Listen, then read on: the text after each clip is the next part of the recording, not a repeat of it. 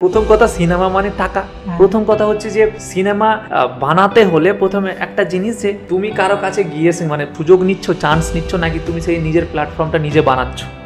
এইখানে আমি যেটা করেছি সেটা হলো আমি আমার নিজের প্ল্যাটফর্মটা বানিয়েছি। আমি কলকাতা ইন্ডাস্ট্রির কাছে, মানে আমাদের যেটা টলিউড ইন্ডাস্ট্রি, সেখানে কাজ নিতে আসেনি, আমি নিইনি কারো কাছে গিয়ে। কারণ আমি মানে নিজে থেকে শুরু থেকে একটা ছিলাম যে আমি কোথাও লাইনে দাঁড়িয়ে গিয়ে অডিশন দেবো বা কাজ নিব, এই সমস্ত করতে পারবো না। আমি করার হলে অনেক আগে আসতাম। প্রচুর টেনশনের মধ্যে দিয়ে দিন কাটতে কাটতে কাটতে কাটতে আমার একটা দিদি ছিল, সেই দিদি উনিও অ্যাক্টিং জায়গার সঙ্গে জড়িত। তো উনি আমাকে অনেক লোকের সঙ্গে পরিচয় করিয়েছিল, ইনভেস্ট রিলেটেড, তোমার জানালাম, বাট সেগুলো সব ফেল্ড। প্রচুর লোকের কাছে গেছি আমি রেগে, একদিন দিদিকে রেগে বলছিলাম, দিদি আমাকে এরকম লোকজনের কাছে পাঠাবে না তো, কারণ আমাদের কোনো কাজ হয়নি, কিছু করিনি, লোক আমাদেরকে কি করে ট্রাস্ট করবে, টাকা দিবে, আমি তো কোনো প্রজেক্ট করিনি। তো এই সমস্ত লোকের কাছে গিয়ে টাইম নষ্ট করো না। তুমি যদি আমায় ভরসা করো, তুমি যদি পারো, তাহলে আমায় তুমি হেল্প করো। ওকে সোজা বললাম। ও একটা খুব কষ্ট করে ব্যাংক থেকে টাকা তুলে আমাদেরকে সিনেমা বানানোর জন্য টাকা দিয়েছিল। অনেকে তো বলে খালি এগুলো সিনেমা না, খালি নাম দেখানোর জন্য এগুলো কথা বলছে, যাই তাই আমার ব্যাপারে উল্টাপাল্টা কথা। পাড়া মানে আমি যেই জায়গায় থাকি সেখানে আমাকে নিয়ে উল্টাপাল্টা কথা শুরু হয়ে গেল। সিনেমা আবার আটকাল। আমার পার্সোনাল লাইফ, মানে আমার লাভ লাইফ এই সিনেমার জন্য নষ্ট হয়ে গেছে। এই স্যাক্রিফাইসগুলো কেউ দেখছে না। মানে এবার ধরো একটা মুভি করতে এসে যে প্রডিউসার আসছে, সে ভালো ভালো ট্রিটমেন্ট পাচ্ছে, ভালো ভালো লোকজনের সাথে উঠছে, ভালো ভালো লোকজনের সাথে করেছে, ও নিজের চোখে সব কিছু দেখেছে, কিন্তু সবাই এবার আমার উপর দোষ চাপিয়ে সব সাইডে সরছে। সব টাকা এখন এবার অসীমকে দিতে হবে, এরকম একটা ব্লেম লাগিয়ে। তুমি হারছো, ফেল হচ্ছ, তো মানুষ তোমার আর একটা নাম দিবে তোমাকে, সেটা হচ্ছে তুমি একজন ফ্রড। জীবনে তুমি যদি ফেল করো বারবার, তুমি হয়ে গেলে ফ্রড। তখন তোমার ভেতরের মেধা বা কিছু কাজে লাগবে না, মনে হবে সালা সব থেকে বড় দোষী আমি।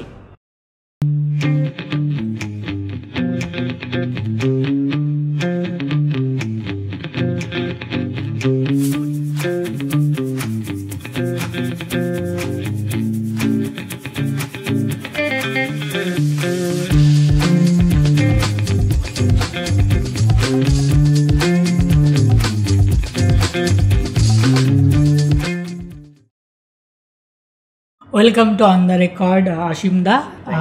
স্টার্টিংয়ে আমি যেটা ভেবেছি যে তোমাকে ফার্স্ট ইন্ট্রো করাবো, তুমি নিজের ইন্ট্রো দেবে, যে তুমি আমাদের দর্শকদের বলো। আমি জানি তোমার একটা হিউজ ফ্যান ফলোয়ার্স আছে অলরেডি ইউটিউবে, বাট তাও যারা হয়তো প্রথমবার দেখছে আমাদের পডকাস্টের থ্রুতে, সো তুমি নিজের একটা ইন্ট্রো দাও দর্শককে।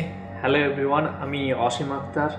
আমার একটি পেজ রয়েছে যেটার নাম শাহি বাংলা, এবং সেখান থেকে শুরু হয়েছে আমার জার্নি, এবং সেই জার্নিটা আজকে সিনেমা অবধি পৌঁছেছে। তো ফার্স্ট আমি একটা স্ট্রাকচার ভেবেছি, এবং আমার অডিয়েন্সও জানে যে আজকে অ্যাজ আ কন্টেন্ট ক্রিয়েটার তুমি এতটা সাকসেসফুল। তো আমার অনেক ভিউয়ার্স আছে যারা হয়তো কন্টেন্ট বানাচ্ছে, সোশ্যাল মিডিয়াতে ট্রাই করছে যে না আমিও কিছু করবো।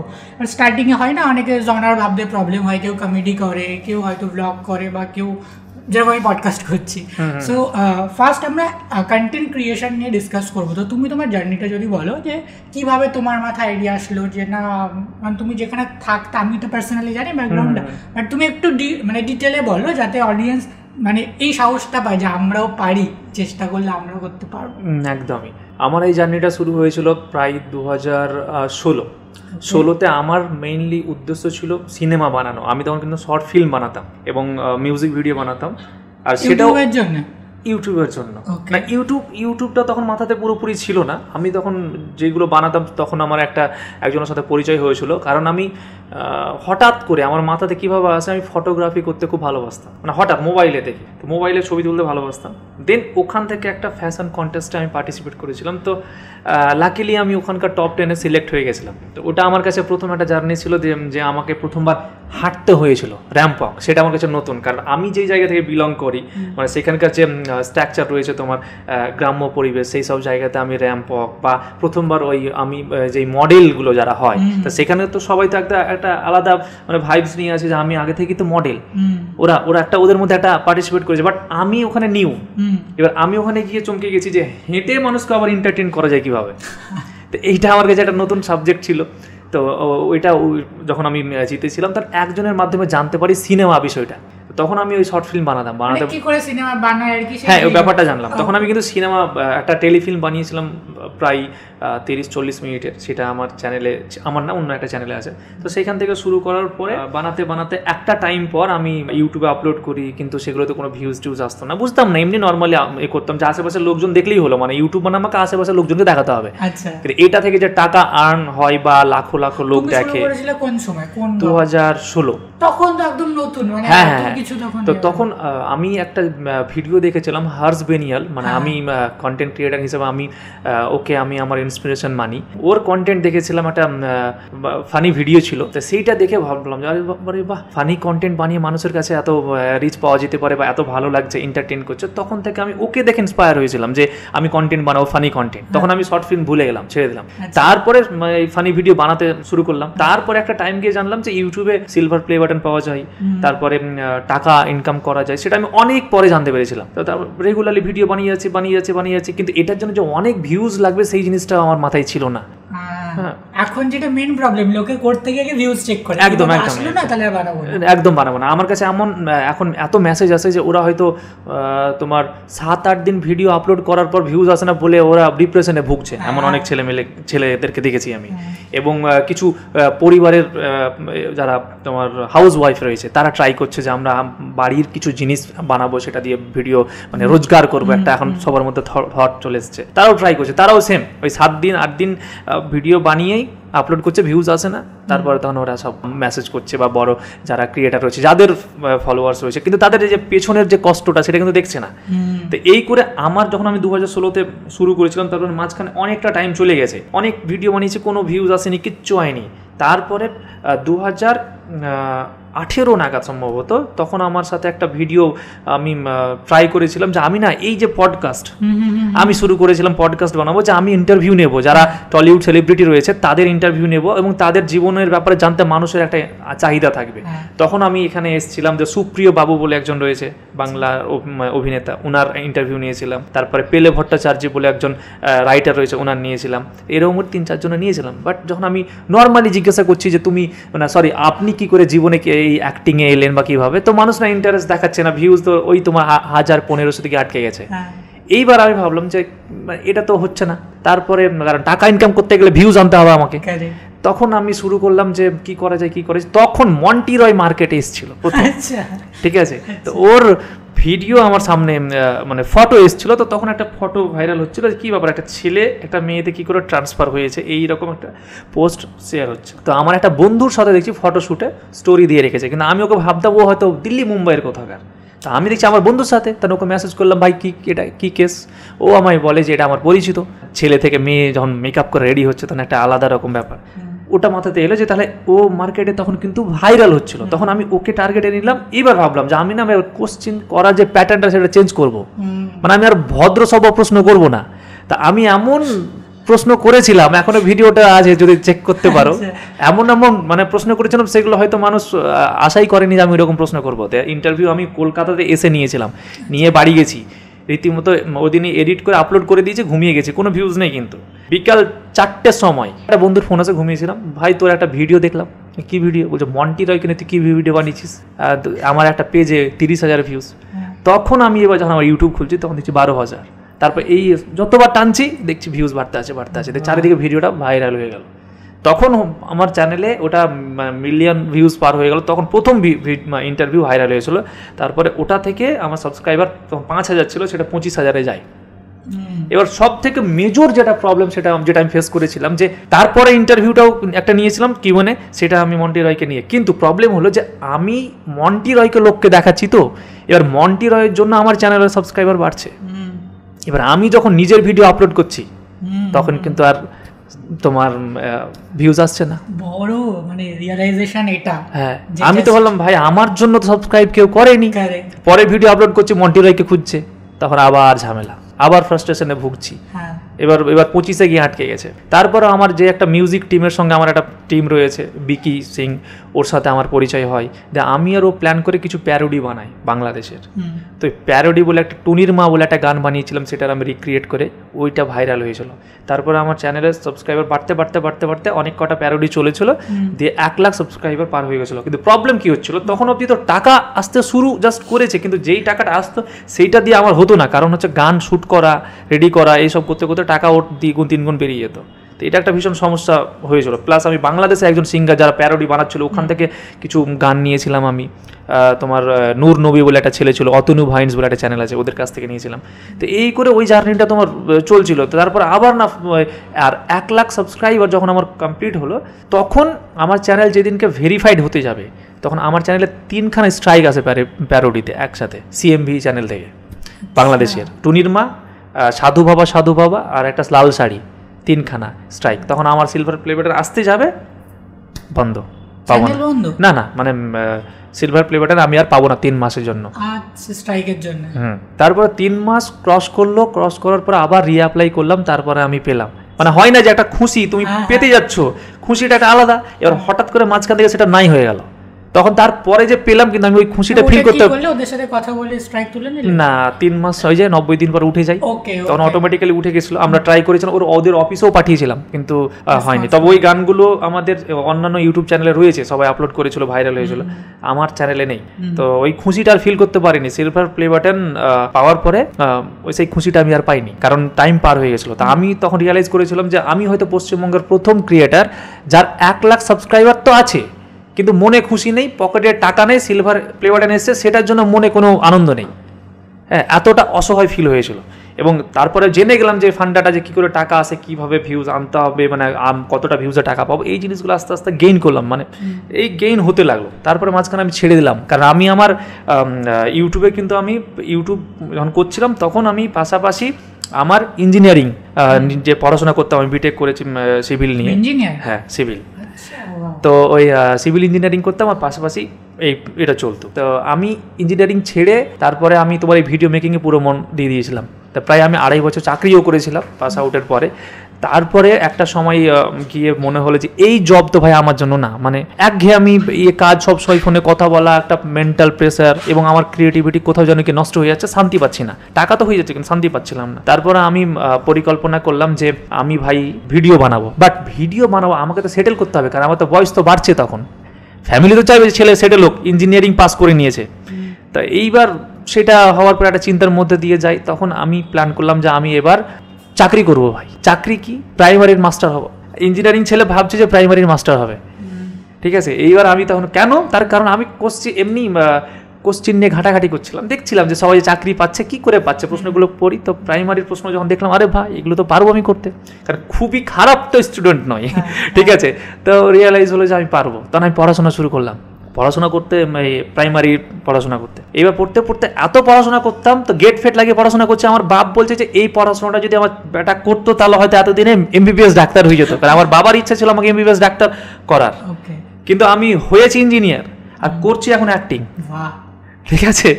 তুমি একটা জিনিস ভালো করে নোটিস করবে, যারা ক্রিয়েটিভ মানুষ হয় তাদের মনে কিন্তু ক্রিয়েটিভ খিদা থাকে একটা। তুমি দেখবে তোমাকে যদি 1 লক্ষ টাকা মাসে চাকরিও দিয়ে দেয়, আর তুমি যদি ক্রিয়েটিভ পার্সন হও, তবুও তোমার মনে কোথাও যেন একটা খিদা কাজ করবে যে ভাই এখানে ভালো লাগছে না, আমি আমার ক্রিয়েটিভ কিছু করতে চাই, এটা কিন্তু থাকবেই। হ্যাঁ, তো সেই জায়গা থেকে আমি যেহেতু ভিডিও বানানো বন্ধ করেছি, আমার টিম মানে মাথা খারাপ হয়ে গেছে, বিকিয়ে বলছে দাদা কেন করছো এরকম, কারণ তোমার জন্য আমি আবার নতুন করে সিঙ্গিং ছেড়েছিলাম, আমি আবার নতুন করে শুরু করছি। তারপর আমার টিমের যারা ছেলেরা ছিল, আমার টিমের তুমি অনেকে চিনবে, হাসান, প্রত্যয়, এরা সব ছিল, তো তাদেরকে নিয়ে কাজ করতাম, জনি এরা ছিল। তো এইবার ওই টিমটা ছিল, বাট সবাই মানে আলাদা টেনশনে যে অসীম দা তো কাজ ছেড়ে দিল। এবার পড়াশোনা করতে করতে একদিন আমি ভাবলাম যে একটা কাজ করা যাক, একটু করে টাইম পাস করি, ভিডিও বানানো। তা আমার শাহি বাংলা যে পেজটা ছিল, ওই শাহি বাংলা পেজে 484টা ফলোয়ার্স ছিল ফেসবুকে।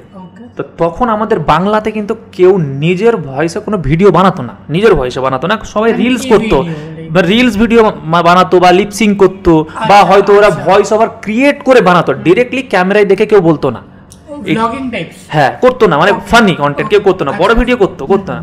তো আমি যেহেতু গ্রাম থেকে বিলং করি, তো ওখানকার তুমি আশেপাশে চায়ের দোকান থেকে শুরু করে পাড়া প্রতিবেশীরা এমন এমন কথাবার্তা বলে, যেই কথাবার্তাগুলো যদি আমি অডিয়েন্সের কাছে বলি তো সেটা আলাদা একটা মজা পাবে।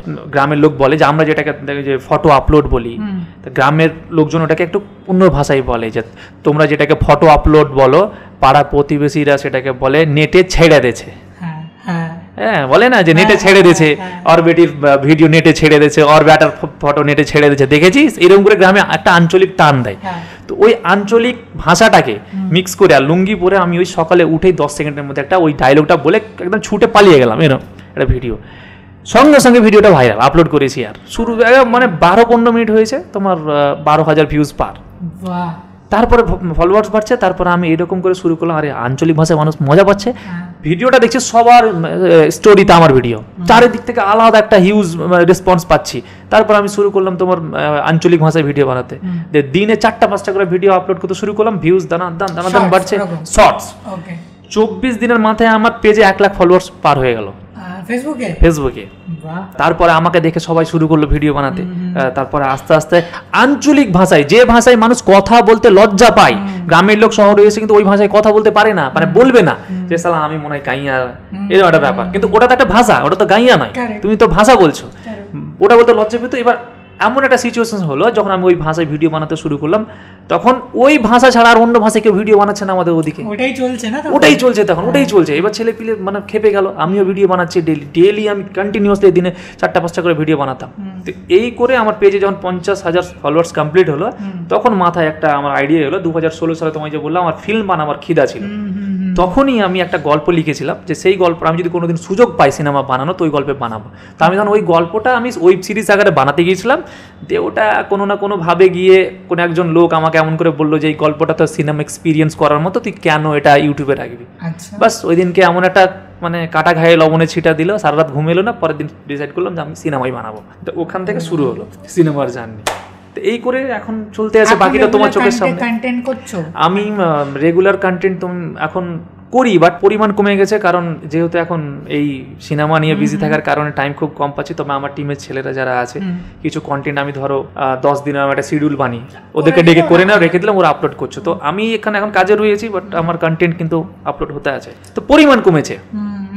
হ্যাঁ, তো অ্যাকচুয়ালি সেটাই মানে আমাদের অডিয়েন্সের জন্য যদি আমি আরও সহজ করে বলি, তো অসীম তো তুমি বলবে পয়েন্টগুলো ঠিকঠাক লাগলো কিনা। মানে দেখো, আমিও তো স্টার্ট করছি, মানে আমি সবাই ইউটিউবে নতুন কন্টেন্ট বানাচ্ছি, তো বলতে পারো একদম সবে শুরুয়াত, তো আমারও জানা দরকার। তো আমি যেটুকু বুঝলাম সেটা হচ্ছে, যদি তুমি সোশ্যাল মিডিয়াতে কন্টেন্ট বানাও, তো ফার্স্ট তুমি নিজের একটা জনার সিলেক্ট করো, যে তুমি কোন জনারে নিজে অথেন্টিসিটি পাবে, আমি জোর করে কিছু করছি না, যেটাতে রিয়েল লাগে একদম। এবং সেটাতে সবসময় লজ্জা পেয়ে লাভ নেই, তুমি জানো যেটা আমি এটাই, তো এটাই আমি যদি এক্সপ্রেস করি এবং মানুষ যদি এটা পছন্দ করে। একদমই, আমার কয়েকদিন আগেই মেসেজ এসছে এরকম যে আমি কি করব তাহলে ইউটিউবে ফেমাস হতে পারবো বা ফেসবুকে, তো ও কি করবে ওটাই জানে না, আবার ফেমাস হতে এসছে।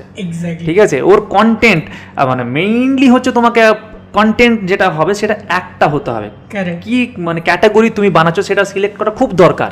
কারণ আমি চ্যানেলে প্রচুর মিক্স কন্টেন্ট বানিয়েছিলাম, ওগুলো সব বন্ধ করেছি। দেখলাম যে না, ফানি ভিডিওতে মানুষ মজা পাচ্ছে, ফানি কন্টেন্টই তোমায় বানাতে হবে। তুমি হ্যান্ডটাই জবরদস্তি কিছু কাউকে খাওয়াতে পারবে না। তোমাকে সোশ্যাল মিডিয়া অ্যালগরিদম বুঝতে হবে যে কোনটা দর্শক তোমার জন্য, আমি কোনটা চাইছি ডাজন্ট ম্যাটার, কেউ দেখতে চাইছে না ভাই, তুমি এইটা চাইছো, আমরা চাই অসীম কমেডি বানা, সো ওটাতেই। হ্যাঁ, এবং ওটাতে তোমাকে ভালো পারফর্ম করতে হবে। কারণ এবার আমি যদি চাই, ধরো আমি যেটা পারি না, এবার সেটা চাইলে হবে না, আমি যেটা পারি সেটাকে বেস্ট করতে হবে এবং সেটাকে ভালো লাগাতে হবে মানুষের, এমন ভাবে কন্টেন্ট বানাতে হবে এবং রেগুলারিটি মেনটেন করতে হবে। এটা খুব ইম্পর্টেন্ট, এটা লাগবেই। রেগুলারিটি মেনটেন না হলে কিন্তু আজকে কিছুই হবে না। আর শুধু ভিউজ আসছে না বলে আমি হতাশ হয়ে ছেড়ে দিলাম, সেটাও কোনো সলিউশন না। আমি 2016 থেকে ভিডিও বানানো শুরু করেছি, আমি লোকের মাঝে পরিচিতি পেয়েছি প্রপার, সেটা হচ্ছে 2021 সালে। বাট এই 4 বছরের জার্নি কেউ দেখছে না, এটা কেউ দেখছে না। আমি তখন স্বপ্ন দেখতাম যে আমি যখন আমার একটা জায়গা ছিল রথবাড়ির স্ট্যান্ডে, আমি যখন দাঁড়াবো যাতে মানুষ আমার সাথে সেলফি তুলে, এটা আমার স্বপ্ন ছিল। সেটা আমার 2016 থেকে তুমি কাউন্টিং করো, 2021-এর এন্ডে গিয়ে হয়েছে, মানে 5 বছর পিছনে ওটা লেগেছে। এটা মানুষ জানে না, ভাবছে যে হয়ে গেছে রাতারাতি। হ্যাঁ, না, আমার 200+ কন্টেন্ট আমার চ্যানেলে বন্ধ হয়ে পড়ে আছে, এটা কেউ জানে না। আমি কলেজের ড্রেস পরে তোমার কলেজ থেকে পরীক্ষার 10টার সময় আমি 8টা থেকে সকাল থেকে ভিডিও শ্যুট করছি, পাশ দিয়ে বাইকে করে কেউ গেছে আমার গ্রামের, বাবাকে গিয়ে বলেছে যে আপনার ছেলে তো পরীক্ষা দিতে যায়নি, ও তো ভিডিও বানাচ্ছে। এই দিনগুলো আমার কাছে এসছে। এবং আমি যেহেতু সব থেকে বড় সমস্যা কি, আমি যেহেতু মুসলিম ফ্যামিলি থেকে বিলং করি, তো এখানে আমাদের সমাজের একটা বিষয় আছে ভিডিওর এগেনস্টে, মানে সমাজ তোমাকে সাপোর্ট করবে না। তোমার বাড়ি থেকে সাপোর্ট করতো? বাড়ি থেকে আমার মা সাপোর্ট করতো, বাবা শুরুর দিকে সাপোর্ট করতো না। কারণ হচ্ছে বাবা চাইতো যে ছেলে সাকসেস হোক অন্য কিছু নিয়ে, ও যাতে সুস্থ থাকে। ওই জন্য ওরা ভাবতো কি, গ্রামের দিকের একটা কনসেপ্ট আছে যে তুমি কি করছো না করছো সেটা দেখতে যাবে না, তুমি যদি ভিডিও বানাও, তুমি যদি ভিডিও বানাও মানে তুমি মূর্খ ছেলে। আমার গ্রামে 90% লোকই জানে না আমি সিভিল ইঞ্জিনিয়ার। হ্যাঁ, কারণ শুরুতে মানে 2021-এর আগে যে ভিডিও বানাতো, ও তো ভিডিও করে, বাপের টাকা এগুলো করে নষ্ট করছে, এরকম একটা ব্যাপার মানুষের মধ্যে একটা কনসেপ্ট আছে। তুমি ভিডিও বানাচ্ছ মানে তুমি মূর্খ, কিছু বোঝো না। এখনো আছে ওইদিকে? হ্যাঁ, এখনো আছে। এই যে তুমি এই যে মাইকটা ইউজ করছো, এটা একটা টেকনিক্যাল সাবজেক্ট। তো এবার ওরা ভাবে যে একটা মূর্খ মানুষ এটা কি করে করতে পারবে, এইটুকু বেসিক সেন্স নেই যে এটার জন্য আমাকে পড়াশোনা করতে হবে। তো এই ব্যাপারগুলো গ্রামে এখনো রয়েছে। তো এখন ফ্যামিলির প্রপার সাপোর্ট রয়েছে, আর আগে থাকবে। স্বাভাবিক যখন মানুষ সাকসেসফুল হয়, লোকে দেখতে পায়, তখনই ভালো লাগে। বাট এই জার্নিতে অনেকেই পাশে থাকবে না, তখন তোমাকে আমার প্রচুর টিম ছিল, এসেছে ভেঙেছে, তবে কিছু লোক আছে যারা এখন অবধি আমার সাথে রয়েছে। তো তারাই টিম। কি মনে হয় যে তোমার মধ্যে কি কি কোয়ালিটি আছে যেটার জন্য তোমার সাথে সবাই থাকছে, কেউ যাচ্ছে না, মানে অ্যাটলিস্ট তোমার টিমে? আমার রিসেন্টলি আমার এই কালিয়াচক চ্যাপ্টার 1 বলে যে প্রজেক্টটা আসছে, সেই প্রজেক্টেরই আমার যে প্রডিউসার যাকে ছিল নয়ন রাজ, ও বলেছে যে তুই কি করছিস না করছিস সেটা মানে আলাদা বিষয়, সেটা দেখতে যায় না, কিন্তু তুই যখন কাজ করিস তখন তুই তোর মনটা পুরোপুরি তোর কাজে ফোকাস থাকে, তার জন্য আমি তোর সাথে আছি পিলার হয়ে।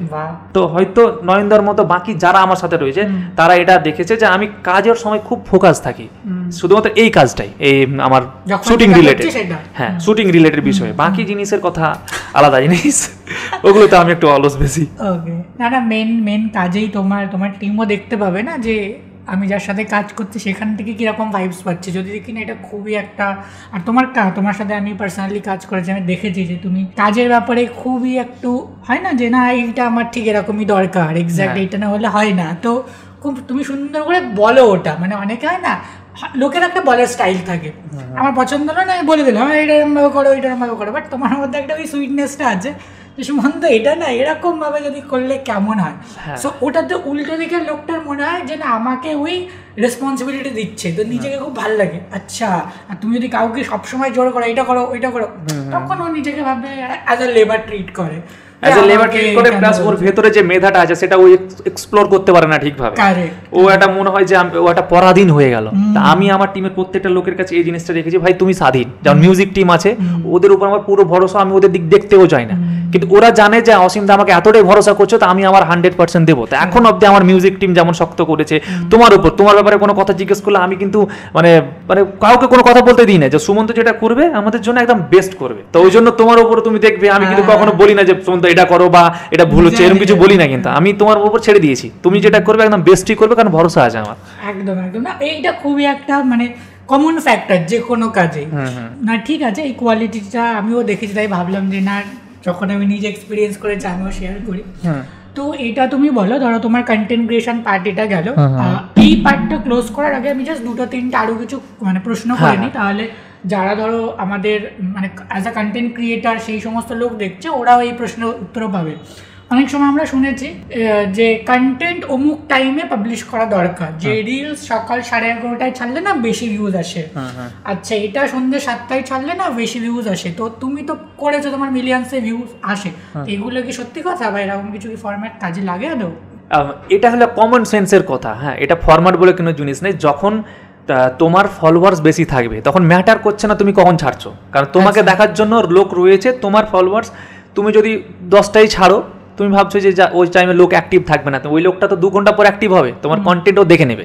ওকে, তো ওটা আলাদা। এবং যারা নিউ কামার রয়েছে, এটা কিছুটা হলো মানে ম্যাটার করে, কিছুটা, পুরোটা নয়। তার কারণ তুমি কমন সেন্স এই কারণে বলি, যদি তুমি খুব সকাল সকাল কন্টেন্ট আপলোড করো, এখনকার জেনারেশনের ছেলেরা কি হচ্ছে অনেকক্ষণ পর তোমার ঘুম থেকে উঠে, তো তারা দেখতে পাবে না। এবং সেটা হচ্ছে, এবং কিন্তু তোমাকে শুরুর দিকে কন্টেন্ট তোমাকে দেখাতে হবে, শুরুর দিকে তুমি যেহেতু কন্টেন্ট দেবে, তোমার মানুষের দেখানো না, যত দেখবে কত তোমার এঙ্গেজমেন্ট বাড়বে। তো কিছু কিছু জিনিস আছে যেটা একটু ম্যাটার করে, ওটা পুরোপুরি আমি বলবো না যে ম্যাটার করে না, ম্যাটার করে, কিন্তু আবারও বলছি কন্টেন্টে দম লাগবে যে কোনো টাইমে, তাহলে চলবে। এবং তুমি যদি আর একটা কিছু জিনিস রয়েছে দেখবে, কেউ কাউকে দেখি ও রাত 12 মানে হয় যে কালকে আপলোড করবো, দ্যাট মিনস ও রাত 12টার পর ভিডিও আপলোড করে দেয়। রাত 12টার পর তো মানুষ ঘুমায়, তাই না? তোমার গ্রামের অডিয়েন্স তো তুমি পাবেই না, তো রাত 12টায় যেমন তুমি আপলোড করলে ভিউজ আসবে না, কারণ এই যে রাত 12টার পর থেকে সকাল 6টা পর্যন্ত কিন্তু তোমার ভিডিও র্যাঙ্ক করবে না। কারণ হচ্ছে যে 2টো 3টে 4টে 5টা এই সময় তো ঘুমাবে লোক, তো ওই জন্য এটা একটু মেনটেন করে। যেমন যদি ভিডিও সকালের দিকে পাবলিশ করা যায়, তারপরে দুপুরের দিকে করা যায়, এটা কমন সেন্সের, কোনো অ্যালগোরিদম নেই এর উপরে, না না না না নেই। হ্যাঁ, এবং তোমার চ্যানেল যখন কিছুটা বড় হবে তখন তুমি ওটা অ্যানালাইসিস করে দেখতে পারবে যে তোমার অডিয়েন্স বেশিরভাগ কোন টাইমে চ্যানেল ভিজিট করছে। এখন তো এগুলো সিস্টেম হয়ে গেছে, কিন্তু এরকম কোনো অ্যালগোরিদম নেই, কন্টেন্ট ঠিকঠাক থাকলে যে কোনো টাইমে চলবে। এন্ড সোশ্যাল মিডিয়াতে কোনো রিলস পোস্ট করার সময় যে হ্যাশট্যাগ বা শর্টস পোস্ট, না না ম্যাটার করে না এগুলো, এগুলো এখন আমি দেখেন না, এগুলো ম্যাটার একদমই করে না। অনেকে দেখেছি জাস্ট ক্যাপশনটা লিখে পোস্ট করে দেয়, কোনো হ্যাশট্যাগ নেই বা কিছু নেই, এগুলো কিচ্ছু ম্যাটার করে না, কন্টেন্টই মেইন। আমি যখন প্রথম কন্টেন্ট বানিয়েছিলাম, ছেড়েছিলাম, সেই কন্টেন্টটা তো আমি তো কিছুই দিইনি, জাস্ট নরমাল আপলোড করে দিই। হ্যাঁ, নরমাল আপলোড করে দিই, কিছুই দিই সেম সেম সেম সেম, আমি কিচ্ছু করি না। ইনস্টাই হয়ে যায়, ওই করতে গিয়ে অটোমেটিক হ্যাশট্যাগ চলে আসে, দুই একটা জুড়ে দিই, বাট ওটাতে কোনো লাভ হয় না আমার, ওটাতে যে আমি আহামরি ভিউজ পাই না, এক্সট্রা কিছু না না না না না না। একটা নতুন ক্রিয়েটর তার সপ্তাহে কতগুলো কন্টেন্ট ছাড়া উচিত স্টার্ট করতে? কিসে সেটা? রিলস বলো। রিলস আমি নিজের ব্যক্তিগত কথা বলছি, যখন ভিডিও ভাইরাল হচ্ছিল তখন আমি দিনে 5টা করে ভিডিও ছেড়েছি, দিনে 5টা, আর 6টা 7টা হয়েছে। সকালে 2 ঘন্টা 1 ঘন্টা পর পর ছেড়েছি, সকাল 9টায়, দুপুর 12টায়, 3টায়, 6টায়, 9টায় ছাড়তে থাকতাম। মানে একটা ভিডিও ধরো তুমি ছাড়লে 11:30টা, তারপর যেই তুমি দুপুর 1টায় ছাড়লে, আগের ভিডিওর ভিউজ কমে যায়? না না না না না, ওরকম কোনো ব্যাপার নেই, না না না, তুমি 1 ঘন্টা পর পর আপলোড করতে পারো, ওটা সব ভুল ভাল কথা যা বলে, ওরকম না না না। তুমি 1 ঘন্টা, তুমি 5 মিনিট পর আপলোড করো, কোনো ব্যাপার না, কন্টেন্ট ভালো থাকলে ঠিক র‍্যাঙ্ক করবে। ইউটিউবে স্টার্টিং এ উইকলি বা মান্থলি কটা কন্টেন্ট দেওয়া উচিত? ইউটিউবে তো প্রথমে এটা বলে দিই, এটা তো দিনই, যেটা হলো ফেসবুকে যেটা, অ্যাটলিস্ট তুমি যদি তোমার যদি খুব বিজি শিডিউল থাকে, অ্যাটলিস্ট শর্ট ভিডিও হলো দিনে যাতে একটা তো অ্যাটলিস্ট আসা চাই। এবং সে যদি ওটাকে মেইন সাবজেক্ট ভাবে দেখতে চায়, তা আমি তো বলবো মিনিমাম 3টা থেকে 5টা ভিডিও আপলোড হওয়া চাই শর্ট, মানে দিনে 5টা, 3টা থেকে 5টা। আচ্ছা, আর যার টাইট শিডিউল রয়েছে এবং কন্টেন্টে হেভি দম রয়েছে, ওর কনফিডেন্স খুব, ভাই আমি একটা আপলোড করলেই হবে, তো সে করতে পারে এটা। এবার আর ইউটিউবে তো অনেক নিয়ম মানতে হয়, তো ব্লগার যারা রয়েছে তারা তো ডেইলি ভিডিও আপলোড করে, এবং 2 দিন পর পর যাদের খুব মেইনটেইন করতে, তারা তো অত পারবে না, তো সপ্তাহে অ্যাটলিস্ট 2টো হওয়া উচিত, লং ফর্ম কন্টেন্ট। হ্যাঁ হ্যাঁ, অ্যাটলিস্ট 2টো হওয়া উচিত, ওটা যে কোনো টাইমেই ছাড়া যায়, হ্যাঁ যে কোনো টাইমে ছাড়া যায়। তবে আমি সবাইকে বলবো যে ওই সকালের দিকে বা রাতের দিকে, মানে 7টা 8টা বা সকালে ওই 9টা 10টা এরকম টাইমে ছাড়লে একটু ভালো। ওকে, কারণ তো সেই টাইমগুলোতে অডিয়েন্সের এঙ্গেজমেন্ট শুরু হয়। হ্যাঁ, বুঝতে পারছি। ঠিক আছে, আমার কাছে যা প্রশ্ন ছিল আমি কন্টেন্ট ক্রিয়েশনে করলাম, যদি তোমাদের আরও কিছু থাকে যারা দেখছে, তোমরা কমেন্ট করো, আমরা ট্রাই করবো ভিডিওতে তার উত্তর দেওয়া। ওকে, সো এবার আমি আসি কন্টেন্ট ক্রিয়েশন থেকে সোজা সিনেমার এই জার্নিটা। তো তুমি বললে মাঝখানে একটা কথা বললে যে মানে আগের বার যে আমার বাবাকে একজন বলে দিই যে ছেলে ভিডিও বানাচ্ছে, তারপরে তুমি বললে আমার বাবা চায় ছেলে যাতে এস্টাবলিশ হোক, সব বাবারই স্বপ্ন থাকে ছেলে এস্টাবলিশ হোক। তো এখন যখন তুমি সিনেমাটা নিয়ে পড়লে, তো নিশ্চয়ই জার্নিটা খুব সহজ ছিল না, মনে হলো সিনেমা বানাবো, কেউ একজন বলে দিয়েছে আর চলো বানা, এটা তো না, হিউজ ব্যাপার। মানে তুমি কোথায় বানাতে, ছোট ভিডিও মানে 30 মিনিটে, সেখান থেকে 3 ঘন্টা। সো এই জার্নিটা যদি একটু শেয়ার করো যে কিভাবে তুমি জোগাড় করলে। আর একটা জিনিস, ধরো সিনেমা বানাতে তো প্রচুর টাকা লাগে, আমি জানি তুমি হয়তো প্রচুর টাকা কামাও, বাট তাও না না না না, কে বলেছে প্রচুর টাকা কামাই? এই কন্টেন্ট থেকে যে টাকা আসে, যেই টাকা আসে সেই টাকা দিয়ে ধরো তুমি নিজেকে মেইনটেইন করতে পারবে। লোকের মধ্যে তুমি ইউটিউব থেকে, আমার এগুলো বলতে কোনো প্রবলেম নেই। আমি আমার প্রথম ইউটিউবের এগুলোটা কোনো রেগুলার যে একই রকম প্যাটার্নের টাকা আসবে এরকম কিছু নেই। আমি আমার এভারেজ না, আমি খুলেই বলছি, আমি প্রথম ফেসবুক থেকে আমি সব থেকে হাইয়েস্ট যেটা পেয়েছিলাম সেটা ছিল 1,26,000 টাকা। কতদিন? 1 মাসে? 1 মাসে। আমি দেখে চমকে গেছি যে এইরকম টাকা পাওয়া যায়। আবার কোনো মাসে গেছে যে 2 মাস পেমেন্টই আসেনি। ভিউজ কম ছিল, ভিউজ হবে না $100 হতে হবে। ওকে ওকে। ফেসবুক কিন্তু একটা টাইম পর্যন্ত তোমাকে প্রচুর রিচ দেবে, আর একটা টাইম গিয়ে ওরা কিন্তু তোমাকে ডাউন করে দিবে, তোমার ভিডিও তো রিচ দেবে না। তুমি ভালো করে দেখবে, যারা বড় বড় কন্টেন্ট ক্রিয়েটার আছে যদি অ্যানালাইসিস করে দেখবে, একটা টাইম পর অবধি রিচ কমিয়ে দেয়। তখন সেখানে কি সলিউশন থাকে? সলিউশন কিছু না, ভিডিও করতে হবে, আবার ঠিকঠাক রিচ ছাড়বে, আপ ডাউন হতে থাকবে। তো কোনো মাসে আমি এমন পেমেন্ট পেয়েছি 8,000, কোনো সময় পেয়েছি তো 60,000, কোনো সময় তো পেয়েছি 10,000 এইরকম। তারপরে স্পন্সরশিপ এগুলো পেতাম। তো ওই টাকা দিয়ে মানে মেনটেন হবে নিজেকে, কিন্তু ওই টাকা দিয়ে আমি বলবো না যে তুমি আহামরি বড় কিছু করে নিতে পারবে। এবং আমি সবাইকে একটাই সাজেস্ট করবো যে ইউটিউব ফেসবুকে যারা কাজ করছে তারা শুধুমাত্র যে এটার উপর ডিপেন্ড করবে, আমি সবাইকে বারণ করবো। স্টার্টিং এ বলছো? হ্যাঁ, মানে কারণ হচ্ছে স্টার্টিং বলে ওটা তো থাকতেই হবে। তারপরেও বলছি যে ইউটিউবে যত টাকা আসছে বা আর্ন করছো তোমরা যারা, তাদেরকে আমি একটা কথা বলতে চাই, ওটার আর্নিং দিয়ে না তুমি কিছু একটা শুরু করে নাও পাশে। হ্যাঁ, শুরু করে নাও, কারণ ওই যে বললাম একটা টাইম পর কিন্তু ভিউজ আসা একটু কমবে, তখন কিন্তু আর্নিং কমবে। এবং তুমি ধরো একটা টাইমে মোটা টাকা পেয়েছো, সেটা নিয়ে তোমার সবকিছু তো ভালো বড় কিছু করে নিয়েছো, ওটাকে মেনটেন করতে তো তোমার টাকা লাগবে। এবার বাই চান্স যদি টাকাটা কমে যায়, তখন তুমি মেনটেন কি করে করবে? লাইফস্টাইল মেনটেন হবে না। ওই জন্য বিজনেস, ওটা থেকে পাশাপাশি কিছু একটা বিজনেস ওটা রাখা ভীষণ উচিত। যারা কন্টেন্ট ক্রিয়েটার তাদেরকে আমি এটা সব দিনই বলি। না, অনেক কন্টেন্ট ক্রিয়েটার আছে যারা এখন খুব পপুলার, আর সাথে তারা একটা টিম বানিয়ে কিছু না কিছু করছে, একদম করা উচিত। আচ্ছা, এটাতে আমি জাস্ট এই সিনেমাতে ঢোকার আগে এটা একটা মিটিয়ে দিই। তুমি যে কথা বলতে বললে স্পন্সরশিপ, হ্যাঁ এটা তুমি বলো ধরো স্টার্টিং যারা সোশ্যাল মিডিয়াতে কন্টেন্ট বানাচ্ছে, ধরো কারো 5,000 10,000 ফলোয়ার্স, তো অনেক ব্র্যান্ড রিচ আউট করে, বা তারা কিভাবে ব্র্যান্ড রিচ আউট করে, বা কত টাকা দেয়, বা কিরকম চাওয়া উচিত? ধরো কেউ নতুন, ও তো জানেই না কত টাকা। হ্যাঁ, আমিও জানতাম না প্রথমে কত টাকা, আমি জানতাম না, তখন আমি ওদেরকে সোজা বলেছিলাম আমি কিছু জানি না, আমার নলেজ নেই, তুমি এবার বলো আমায় কত টাকা দিবে। আর তখন আমি জানার পর তখন আমি কোনো একটা ক্রিয়েটারের সঙ্গে পরামর্শ করেছিলাম এরকম ব্যাপার। তো ওরা নিজে থেকে কন্ট্যাক্ট করে, ওর মধ্যে অনেক ফ্রড কেসেস আছে, ফ্রড কেসেসে ওই লিঙ্কগুলোতে ক্লিক করে দিয়ে তখন পেজ চ্যানেল হ্যাক হয়। তো ওর মধ্যে যেগুলো জেনুইন থাকে তাদের সাথে আমি কথা বলে আমি আমার মনে হয় প্রথম স্পন্সরশিপ পেয়েছিলাম 3,000 টাকার। কি করতে হয়েছিল? ওটাতে একটা অ্যাপ ছিল, সেটা ব্যাপারে বলতে হয়েছিল। তো তারপরে ওটা বেড়েছে, তা আমি ইউটিউবে, ওটা ইউটিউবের জন্য ছিল শুরুর দিকে। তো এই করে ওটা ডিপেন্ড করে যে তোমার ইয়ের উপরে, মানে তোমার মানে এমনও হয় যে ধরো সেম সাবস্ক্রাইবার রয়েছে, ধরো কারো 50,000 রয়েছে,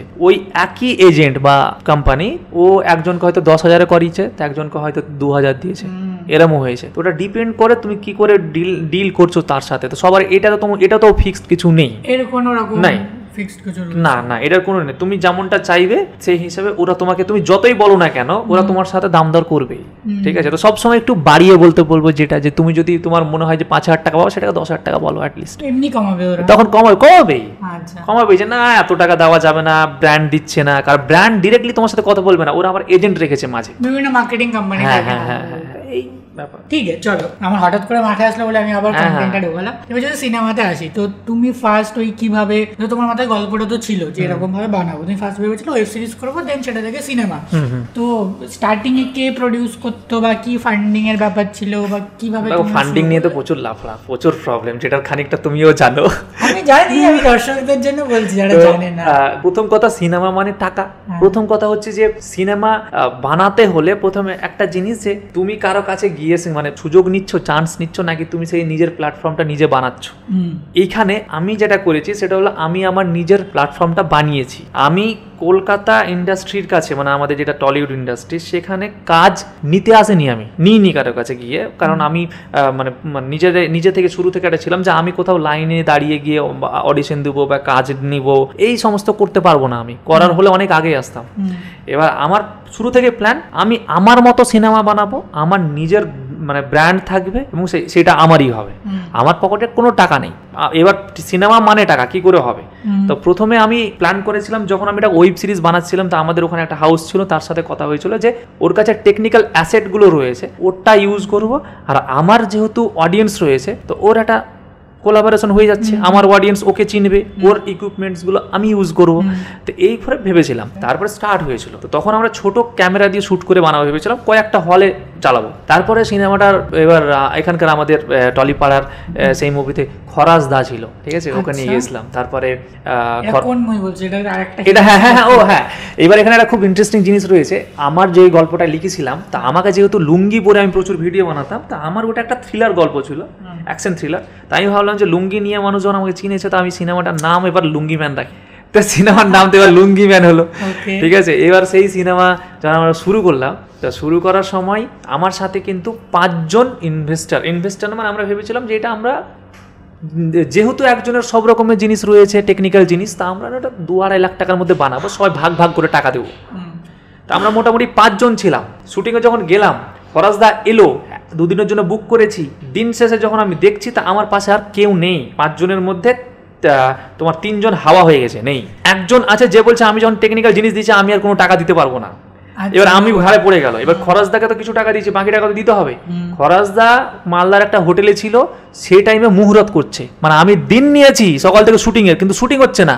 ওখানকার হোটেলের সব লোকজন তোমার মিডিয়া ডেকে মুহূর্ত করছে। এবার খরচদা বলছে তুমি টাইম নষ্ট কেন করছো? এবার সবাই তো মিডিয়া চলে এসছে, আমি জানিও না। এবার ওখানকার আমাদের পলিটিক্যাল কিছু লোক চলে এসছে, মুহূর্ত করে এবার শুটিং শুরু হলো সন্ধ্যা 6টায়। শুট তো আর কিছু করতে পারলাম না। এবার টাকা কোথা থেকে দেবো? টাকা তো নেই, ফেসে গেছি আমি, পুরো তোমার ফেসে গেছি। আর আমার টিম মানে ওরাও টেনশন করছে, হোটেল বিল পে করতে হবে, পে করার টাকা নেই। রাতারাতি আমরা তখন সুদের ওপরে টাকা নিলাম। আমার এক বন্ধুকে বলে কোনো তা জোগাড় হচ্ছিল না, লোন এটাকে বলে। তো এবার ওই টাকা নিয়ে কোনো রকম করে বুঝিয়ে টুঝিয়ে পাঠালাম ওই একে ফরাজদাকে বাড়ি। শুট তার হলো না। এবার পরের দিন দেখছি যে নিউজগুলো করেছিল সেই নিউজগুলো লোকাল চ্যানেলে ভাইরাল হয়ে গেছে, মানে 5 লাখ 6 লাখ 1 মিলিয়ন করে ভিউজ গেছে, প্রচুর পেজে গেছে। এবার আমার টেনশন বাড়লো যে ভাই আমি এবার কি করব, লোক তো জেনে গেল যে সিনেমা আসছে, নাম জড়িয়ে গেছে। আর এরকম লিখেছে হেডলাইন যে টলি পাড়ার আর্টিস্ট এসছে প্রথমবার মালদার বুকে শুটিং করার জন্য।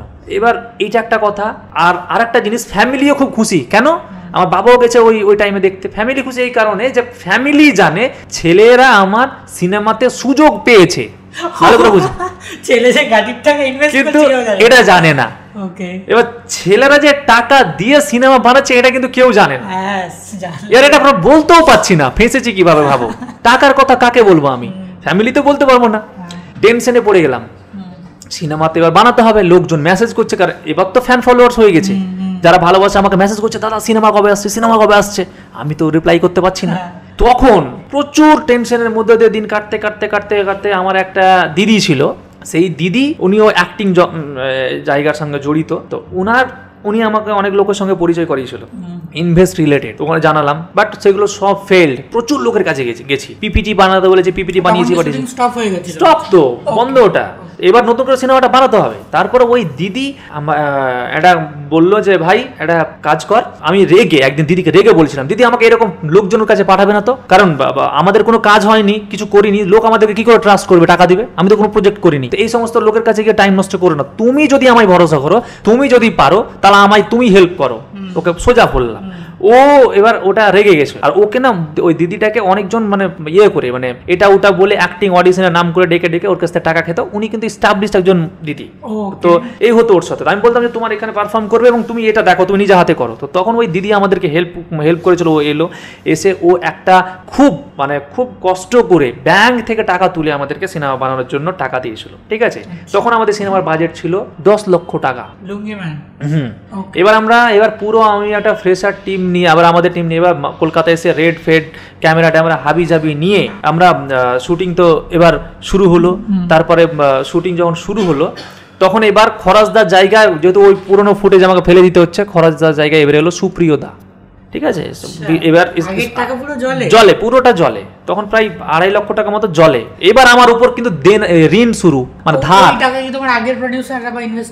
না, পুরোটা টাকা সব ধারে, পুরো টাকা ধার। এবার আর যা আর্নিং আসতো ফেসবুক থেকে সেইগুলো টাকাও এদিক ওদিক করে শোধ করতাম আমি। তারপরে ওই যে শুট করতে শুরু করলাম।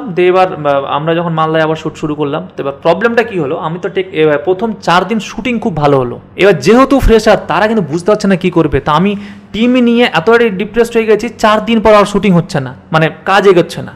ধরে নাও কল টাইম সকাল 7টা, শুটিং শুরু হচ্ছে গিয়ে 2টার সময়। কিন্তু আমরা তো 10 দিন কি 12 দিনের একটা হিসাবে চলছিলাম, বাজেটটা এটা। এবার তো এদিকে টাইম বাড়ছে, মানে আমার ওদিকে দিন বাড়ছে। এই করতে করতে শুটিং নিয়ে এবার এমন হয়ে গেছে যে আমি উদ্যোগ নিয়েছি, মানে আমাকেই সব করতে হবে। এবার আমার যারা কিছু ভাই ছিল, আমার টিমে হাসান ছিল, ওই মালদার এরিয়াটা কভার করছিল, দেখাশোনা করছিল। এই করতে করতে সবাই মানে পারছি না, কি হচ্ছে বুঝতে পারছি না। এবার টিম ফ্রেশার টিম একে, তারপরে টাইম পার হচ্ছে, শুটিং তো আমরা করতে পারলাম না। আবার ওই তোমার 8-9 দিনের পরে শুটিং বন্ধ, পয়সা নেই, শুটিং অফ। এই যে দিন বাড়লো, কল টাইমে শ্যুট করতে পারলাম না, আবার শুটিং বন্ধ, আবার নিউজ কভারেজ হলো, আবার নিউজ ভাইরাল হলো, শুটিং আবার 10 থেকে 12 লক্ষ টাকা মতন আবার জলে, ঠিক আছে, আবার জলে গেল, মানে জলে না, মানে ফুটেজ শুটিং যে তো হয়নি জলের মতো, ফুটেজ তো আমার রয়েছে ড্রাইভে, এইবার আবার টেনশন। আর ওই সিনেমায় তোমরা আরেকজন মানে টলিউডের একজন আরেকটা হিরো, না না ওটা ওখানে আসছি, এখনো আসেনি, দাঁড়াও আসেনি এখনো, ওটা হলো। এবার তখন আমি কি শিখলাম, যে আমি শিখলাম এটা ফিল্মের ক্ষেত্রে না ফ্রেশার টিম নিয়ে মানে কাজ করাটা খুবই টাফ।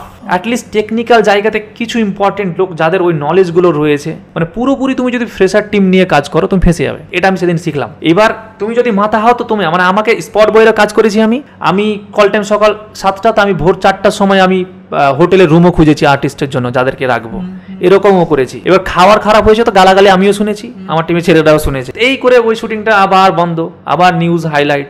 তারপরে এবার আসি, এবার আমাদের নতুন হিরো, টাকা তো শেষ, আবার কোথায় প্রডিউসার পাবো, এবার তো কান্নাকাটি করছে বাড়িতে বসে একা একা, আবার ঘরে আবার নিউজ চলে এসছে, আবার খুঁজতে শুরু করলাম। তা আমাদের ওই প্রজেক্টের সাথে একজন ছিল, আর একটা দাদা ছিল যে কাস্টিং এ ছিল, ও আমাকে এবার বললো যে টাকার জন্য প্রজেক্ট আটকানো দিতে যাওয়া হবে না, দিতে হবে না। তখন ও আবার শুরু করলো অনেক লোকের কাছে যেতে, আমরা আবার 100টা লোকের কাছে গেছি, আবার টাকা পাইনি, দিল না, দিতে চেয়ে দিল না, মানে আমাকে ডাকতো, আমি নিজের আমার সাথে সেলফি তুলতো, তখন কন্টেন্ট ক্রিয়েটার আমি, সেলফি তুলতে মজা পেতো, তারপর থেকে ইগনোর করতো লোকগুলো, টাকা দিত না, টাকা দেওয়ার নাম করে ডাকতো, দিত না, এই করে গেছি প্রচুর লোকের কাছে। তারপরে ওই ও বললো যে টাকার জন্য কেন তুমি ফিল্ম পিছাবে, এত নাম হয়ে গেছে, উত্তরবঙ্গের একটা নাম জড়িয়ে আছে, তো সেই সিনেমাটাকে আমাদেরকে এগিয়ে নিয়ে যেতে হবে, করতে হবে, বেশ ভালো। এবং আর সেই ব্যক্তিটা আমার কাছে এই কারণে এসেছিল, তার কারণ হচ্ছে কি যে ও মানে আমার ইন্টারভিউ নিয়েছিল, আর তখন আমি শুরুতে আমার কন্টেন্ট ভাইরাল হয়েছিল, তো ওর পেজে ওই ইন্টারভিউটা 1 লাখ ভিউজ মনে হয় 1-2 দিনে পার হয়ে গেছে, তো ওর আমার প্রতি একটা চাহিদা ছিলই। তো তারপরে আমরা একটা ওর কাছ থেকে একটা মানে যখন বাজেট চারিদিক থেকে ও অনেক খুঁজলো, আমরা গেলাম, রাত দিন প্রচুর খুঁজেছি, পাইনি। তারপরে ও একটা টাইম পর একটা বাজেট অনেক কষ্টের জায়গা থেকে, কিন্তু হ্যাঁ অনেক কষ্টের জায়গা থেকে ও অ্যারেঞ্জ করেছে একটা বাজেট নিজে, ঠিক আছে। এবং সেই টাকাটা তোমার যখন এলো, তখন আমি আর আমার একজন টিমের লোক আমরা চিন্তা করলাম যে এই যে টাকাটা এলো, বাই চান্স সিনেমাটা হলো, সিনেমাটা যদি ওয়ার্ক না করে তখন আমরা কি করবো, কিছু তো জানি না, আমরা বিক্রির জায়গাটাও জানি না, সিনেমা বানাচ্ছি তো বলবো বানাচ্ছি, কিন্তু জানি না। তো তখন আমার মাথাতে একটা জিনিস খেললো যে আমি যদি এই মুহূর্তে একটা ফিল্মকে আমি লঞ্চ করি, তো সেই মুহূর্তে হয়তো প্রচার চলাকালীন আমি যদি কিছু ইনভেস্টার্স পাই, তাহলে আমি পরের সিনেমার একটা অ্যানাউন্স করবো, সেই সিনেমাটার ব্যালেন্স শিট এমন করে বানাবো যাতে এটার রিকভারি আমি সেকেন্ড ডে করতে পারি, এবং সেকেন্ড সিনেমাটা আমি একটা নামি আর্টিস্ট, নামি ডিরেক্টর নিয়ে করবো, এইটা পরিকল্পনা ছিল। তখন আমি কলকাতার 3খানা ডিরেক্টরকে আমি মেইল পাঠিয়েছিলাম, তার মধ্যে একটা ডিরেক্টর আমাকে রিপ্লাই করেছিল, সেই ডিরেক্টরের নাম বলতে পারবো না এখন, তো সে নাম করা ডিরেক্টর, ছেলে না মেয়ে, ছেলে, মেয়েদেরকে মেল করি না আমি, তো ছেলে, তো ওই ছেলে ডিরেক্টর আমাকে তখন ডাকলো দেখা করার জন্য। তো আমরা গেলাম, যাওয়ার পরে আলোচনা হলো যে আমরা একটা সেকেন্ড প্রজেক্ট করতে চাই। আলোচনা হবার বলছে তোমাদের বর্তমানে একটা প্রজেক্ট যে চলছে সেটার কি অবস্থা, লুঙ্গি ম্যান। আমি বললাম এই অবস্থা, পিপিটি দেখিয়ে দিলাম, হাফ শুট হয়ে 45% শুট হয়ে বন্ধ হয়ে পড়ে আছে, এবং আমরা রিশুট শুরু করছি, আমরা তো বাকিটা করব। তারপরে ও যখন আমাদের পিপিটি দেখে বলছে এখানে তো কোনো আর্টিস্টই নেই, মুখ নেই, মানে আর্টিস্ট নেই, যাদেরকে দেখে তোমার সিনেমা কিভাবে বিক্রি হবে। আমি বললাম এটা আবার কেমন জিনিস, সিনেমা বিক্রি হয়ে যাবে? বলছে না, এখন তো হলে অনেক সিনেমা রিলিজ হয়, প্রত্যেকটা সিনেমা কি হল ভর্তি মানুষ দেখতে যায় না, হলে কোনো হলে সিনেমা লেগেছে একটাও মানুষ যায়নি, তাই বলে কি ওই সিনেমা রিকভারি করে না বা বিজনেস করে না? আমি বলে হ্যাঁ এটা তো লজিক্যাল কথা, টাকা থেকে আসে। তখন বললো যে স্যাটেলাইট ভ্যালু বলে একটা ওয়ার্ড শুনলাম আমি সেই দিন প্রথম, যে একটা আর্টিস্টের একটা স্যাটেলাইট ভ্যালু থাকে, মানে প্রডিউসার ধরে নাও কোন একটা আর্টিস্টের ভ্যালু আগে থেকে নাকি চ্যানেল ওর জন্য 1 কোটি টাকা ধরো সাপোজ দিবে, তো প্রডিউসার কি করে ওই সিনেমাটা ওই ধরে নাও 90 লাখের মধ্যে বানাবে, তার মানে 10 লাখ টাকা আগেই লাভ, এই মার্জিনে হিসাবটা বুঝলাম আমি। আরে সালাই তো ভালো জিনিস, তাহলে তো আমি এদিকে সেফ থাকছি এরকম কিছু করতে গেলে। তখন আমাকে এমন একটা আর্টিস্টের কথা বলা হলো যে তার স্যাটেলাইট ভ্যালু বর্তমানে 80 থেকে 1 কোটি টাকা, এবং সেই আর্টিস্ট খুব ফ্রেন্ডলি, এবং সেই ডিরেক্টরের সঙ্গে খুব ভালো রিলেশন রয়েছে, সম্পর্ক রয়েছে। তো সেই আর্টিস্টকে আমরা তখন এবার ওই আমাদের যে বর্তমানে যখন আবার প্রডিউসার যে দাদা আমার হয়েছিল, সেই প্রডিউসারের সামনে সব ডিসকাস হলো, তারপর ওই আর্টিস্টকে ইনক্লুড করা হলো। এবং ওর ফিস ধরে নাও 15 থেকে 20 লক্ষ টাকার কাছাকাছি ফিস ছিল আর্টিস্টের। হ্যাঁ, ওকে, সে আর্টিস্টের নাম বলাটা ঠিক হবে কিনা এটাও সবাই বুঝতেই পারছে, হ্যাঁ। পনিদার কথা বলছি, সেই টাইমে ওর একটা এরকম একটা ফিস ছিল। ফিসটা বলে ভুল করলাম না তো? না ঠিক আছে, ঠিক হ্যাঁ, আছে। চলো, হ্যাঁ। হ্যাঁ, তা আমাদের সাথে একটা কথা হয়েছে তো কি বলবো, হ্যাঁ, তাই না? হ্যাঁ। তো এবার সেই ফিজে এবার আমরা তার মধ্যে একটা অ্যাডভান্স করি, হ্যাঁ, এবার কাজের জন্য শুরু তো হয়। কিন্তু তখন আমরা যখন এবার জানতাম যে আমি তো বনিদাকে হায়ার করলাম, তো বনিদা আসা মানে তো বনিদার ড্রেসার আসবে, বনিদার স্টাইলিশ আসবে, বনিদার মেকআপ আর্টিস্ট আসবে, বনিদার বাউন্সার আসবে, এবং বনিদা একজন স্টাবলিশ অ্যাক্টার। তো ও যখন আমাদের সাথে কাজ করবে তো এবার তো গিল্ড ঢুকবে। গিল্ড কি জিনিস সেটা জানতাম না, নিজেরা মিলে সব কাজ করতে যাবো। এবার তো গিল্ড ঢুকবে। এবার তো হলো যে এবারে গিল্ড ঢুকা মানে সিনেমার বাজেট যদি 50 থাকে তাহলে 50 লাখ সাপোজ কোনো সিনেমা, তো সেটা তো এবার চলে যাবে আসমান ছোঁয়া আয়ত্তের বাইরে। কারণ আমাকে এমন কিছু লোক নিতে হবে যাদের হয়তো ফ্লোরে কাজ নেই, বসে বসে টাকা দিতে হবে আমি যখন পেজটা দেখছি। এবার তো মাথা খারাপ, বাজেট ধার ধার ধার করে বাড়ছে। প্রডিউসার দাদা বলে যে আমি তো টাকা দিয়ে দেবো, অ্যারেঞ্জ হয়ে যাবে, ও পুরো কনফিডেন্সের সাথে বলে। তারপর আমরা ফিল্ম কিন্তু এবার শ্যুট করার পরিকল্পনা করি, বিভিন্ন জায়গায় অ্যাডভান্স করে দিই যে camera house, light house, artist, বনিদা সব কিছু মিলে একটা ডেট ফেট হয়ে যায়। বাট সেই এবার অনেক টাকা বেরিয়ে যায় আমাদের হাত থেকে। তারপরে সেই প্রডিউসার দাদা যাদের সাথে কথা বলেছিল, প্রজেক্টের ভ্যালু তো অনেক বেড়ে গেছে, মানে বাজেট বেড়ে গেছে, টেনশনে আমরা ভুগছি। দেখো পোস্টার লঞ্চ হয়েছিল, তুমি তো ছিলে, লঞ্চ হলো। এবার এখানে একটা জিনিস বুঝবে যে যেই দিনকে আমরা পোস্টার লঞ্চে আমরা করছি তার থেকে 2 কি 3 মাস পর মনে হয় রিলিজ ডেট ছিল। এখন বুঝতে পারছি যে 2 থেকে 3 মাসে এরকম অ্যাকশন ফিল্ম রিলিজ করা কোনোভাবেই পসিবল না, কারণ সেন্সারেই তো তোমার প্রায় মাসখানিক টাইম লেগে যাচ্ছে। একটা প্রপার সিনেমাকে এডিট করতে সব মিলিয়ে খুব স্পিডেও যদি কাজ করি আমি তো এডিট করলাম একটা মুভি, কমপক্ষে রাত দিন যদি কাজ করে মিনিমাম তো 15 দিন লাগবে শুধুমাত্র এডিটে। কালার আছে, সাউন্ড আছে, ডাবিং আছে, এই করে তো একটা 2 মাস তো মিনিমাম লাগা উচিত। তাহলে কিভাবে সিনেমাটা আমার রিলিজ হবে 3 মাসের মাথায়? তার মানে এখানে ভাবলাম যে এখানে ভাই কিছু একটা মিসআন্ডারস্ট্যান্ডিং হচ্ছে, ভুল হচ্ছে। এগুলো পরে শিখলাম। কিন্তু তারপরে ওই প্রজেক্টটা যেদিনকে আমরা ফ্লোরে যাব সেই দিনকেই যখন আমরা কিছু টিম নিয়ে যখন বেরাচ্ছি, শুটিং লোকেশন হয়েছিল কালিয়াগঞ্জে গিয়ে আমরা শুটিংয়ের জন্য বেরোলাম। তখন ট্রেনে হঠাৎ করে আমি প্রডিউসার দাদাকে বলছি, দাদা তোমাকে যারা টাকা দিতে চেয়েছে তারা দেবে তো? ও বলে যে হ্যাঁ ভাই দিয়ে দেবে, তোমরা ফ্লোরে পৌঁছাও, টাকা নিয়ে ই করছি। তো আমরা ফ্লোরে চলে গেলাম। পরে কিন্তু আর সেই লোকগুলো টাকা দেয়নি।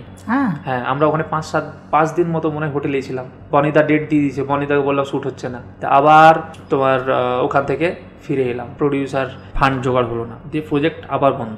এতদিন ধরো সোশ্যাল মিডিয়াতে অনেকে অনেক কিছু জানছে, তোমরা জানছে প্রশ্ন করছে, অনেক কমছে, প্রচুর কমেছে তো। এবং রীতিমতো প্রশ্ন করে, অনেকে তো বলে খালি এগুলো সিনেমা না, খালি নাম দেখানোর জন্য এগুলো কথা বলছে, যাই তাই আমার ব্যাপারে উল্টাপাল্টা কথা। পাড়া মানে আমি যেই জায়গায় থাকি সেখানে আমাকে নিয়ে উল্টাপাল্টা কথা শুরু হয়ে গেল।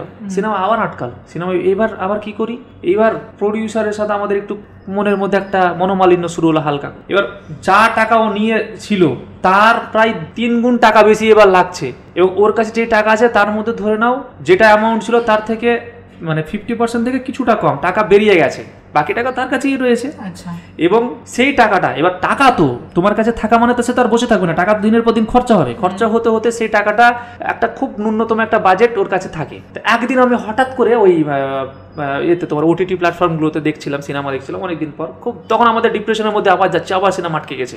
জাস্ট ভাবো, একবার প্রথমে 2.5 লাখ, একবার 2.5 লাখ দিয়ে শুরু করলাম, বন্ধ। তারপরে 10-12 লাখ টাকা নামলাম, সেটা বন্ধ। তারপরে এবার থার্ড টাইম চলছে, সেটা বন্ধ। 3বার সিনেমা আটকে গেছে, লুঙ্গি ম্যান সিনেমা 3বার আটকেছে। তারপরে এইবার হচ্ছে যে ওই আটকে যাওয়ার পরে এবার আমরা টোটাল টিম আশা ছেড়ে দিয়েছি, টেনশন। একদিন আমি OTT প্ল্যাটফর্মে আমি একটা মুভি দেখছিলাম, দেখতে একটা মুভি দেখলাম, মুভিটার নাম হচ্ছে ডোন্ট ব্রিথ বলে একটা মুভি ছিল। সেই মুভিটা দেখলাম যে একটা বাড়ির মধ্যে গোটা সিনেমা হয়ে গেছে। তখন আমি ভাবলাম আরে এই ধরনের সিনেমা তো আমরা করতে পারি, একটা বাড়ির মধ্যে, মানে আমার বাজেট কমবে, আর্টিস্ট কমবে, তাহলে আমি এত লার্জার দ্যান লাইফ সিনেমা এখন না বানিয়ে, এত বাজেটে না বানিয়ে আমি আমার একটা ছোট সিনেমা বানাই, যে সিনেমাটা আমি মার্কেটে নিয়ে আসি, তারপরে হয়তো লোকেরা আমি বিশ্বাসটা গেইন করতে পারবো। কারণ আমি কারো কাছে অ্যাপ্রোচ করছি যে আমার টাকা চাই, সেই ব্যক্তিটা বলবে যে তুমি কি করেছো ভাই, তোমার পিছনে টাকা কেন দেবো? তুমি অ্যাজ এ কন্টেন্ট ক্রিয়েটার হতে মানে হিসাবে ফেমাস হতে পারো, বা তোমাকে 2টা লোক চিনতে পারে, কিন্তু অ্যাজ আ অ্যাক্টার হিসাবে ইউ আর নাথিং। একদমই তাই, আমার পিছনে কেন টাকা ইনভেস্ট করবে? এবং যে ইনভেস্ট করবে সেও তো আবার বড় ব্র্যান্ড নয়, SBF কেউ নয় যে আমাকে লঞ্চ করবে, ওদের অলরেডি ব্র্যান্ড ভ্যালু আছে, তাও তো নেই। তা আমি সেই গ্যারেন্টিটুকুও দিতে পারছি না যে আমার পিছনে টাকা ইনভেস্ট করলে তোমার লাভ হবে। এটা একটা বিশাল বড় ঝামেলা। এবার সেই মুহূর্তে দাঁড়িয়ে যখন ওই সিনেমা যখন তোমার প্রবলেমের মধ্যে আমরা যখন গেলাম, বুঝতে পারছিলাম না কি করব, দিয়ে সিনেমা একদিন আমি ফোন করে প্রডিউসারকে বললাম যে আমরা এই দাদা তোমার কাছে যা ফান্ড আছে একটা এরকম সিনেমা বানাই, বিশ্বাস গেইন করবো, দিয়ে লুঙ্গিমার বানাবো। সেম প্রডিউসার কি বললে? হ্যাঁ, যেটুকু ফান্ড ছিল। আচ্ছা, কারণ আমি তখন সোশ্যাল মিডিয়া থেকে হালকা করে ডিট্যাচ, কন্টেন্ট দিতে পারছি না, সোর্স অফ আর্নিং ডাউন।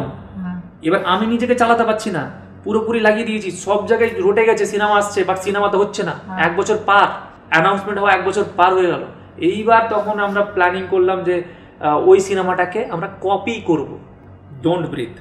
আচ্ছা, কপি করবো ওই সিনেমাটাকে সেম। কোথায়? দার্জিলিং এর দিকে একটা ওই মর্গান হাউস বলে একটা জায়গা আছে, একটা বাড়ি আছে, দেখবে কালিম্পং। তো মর্গান হাউস এই মুভির নাম রাখবো।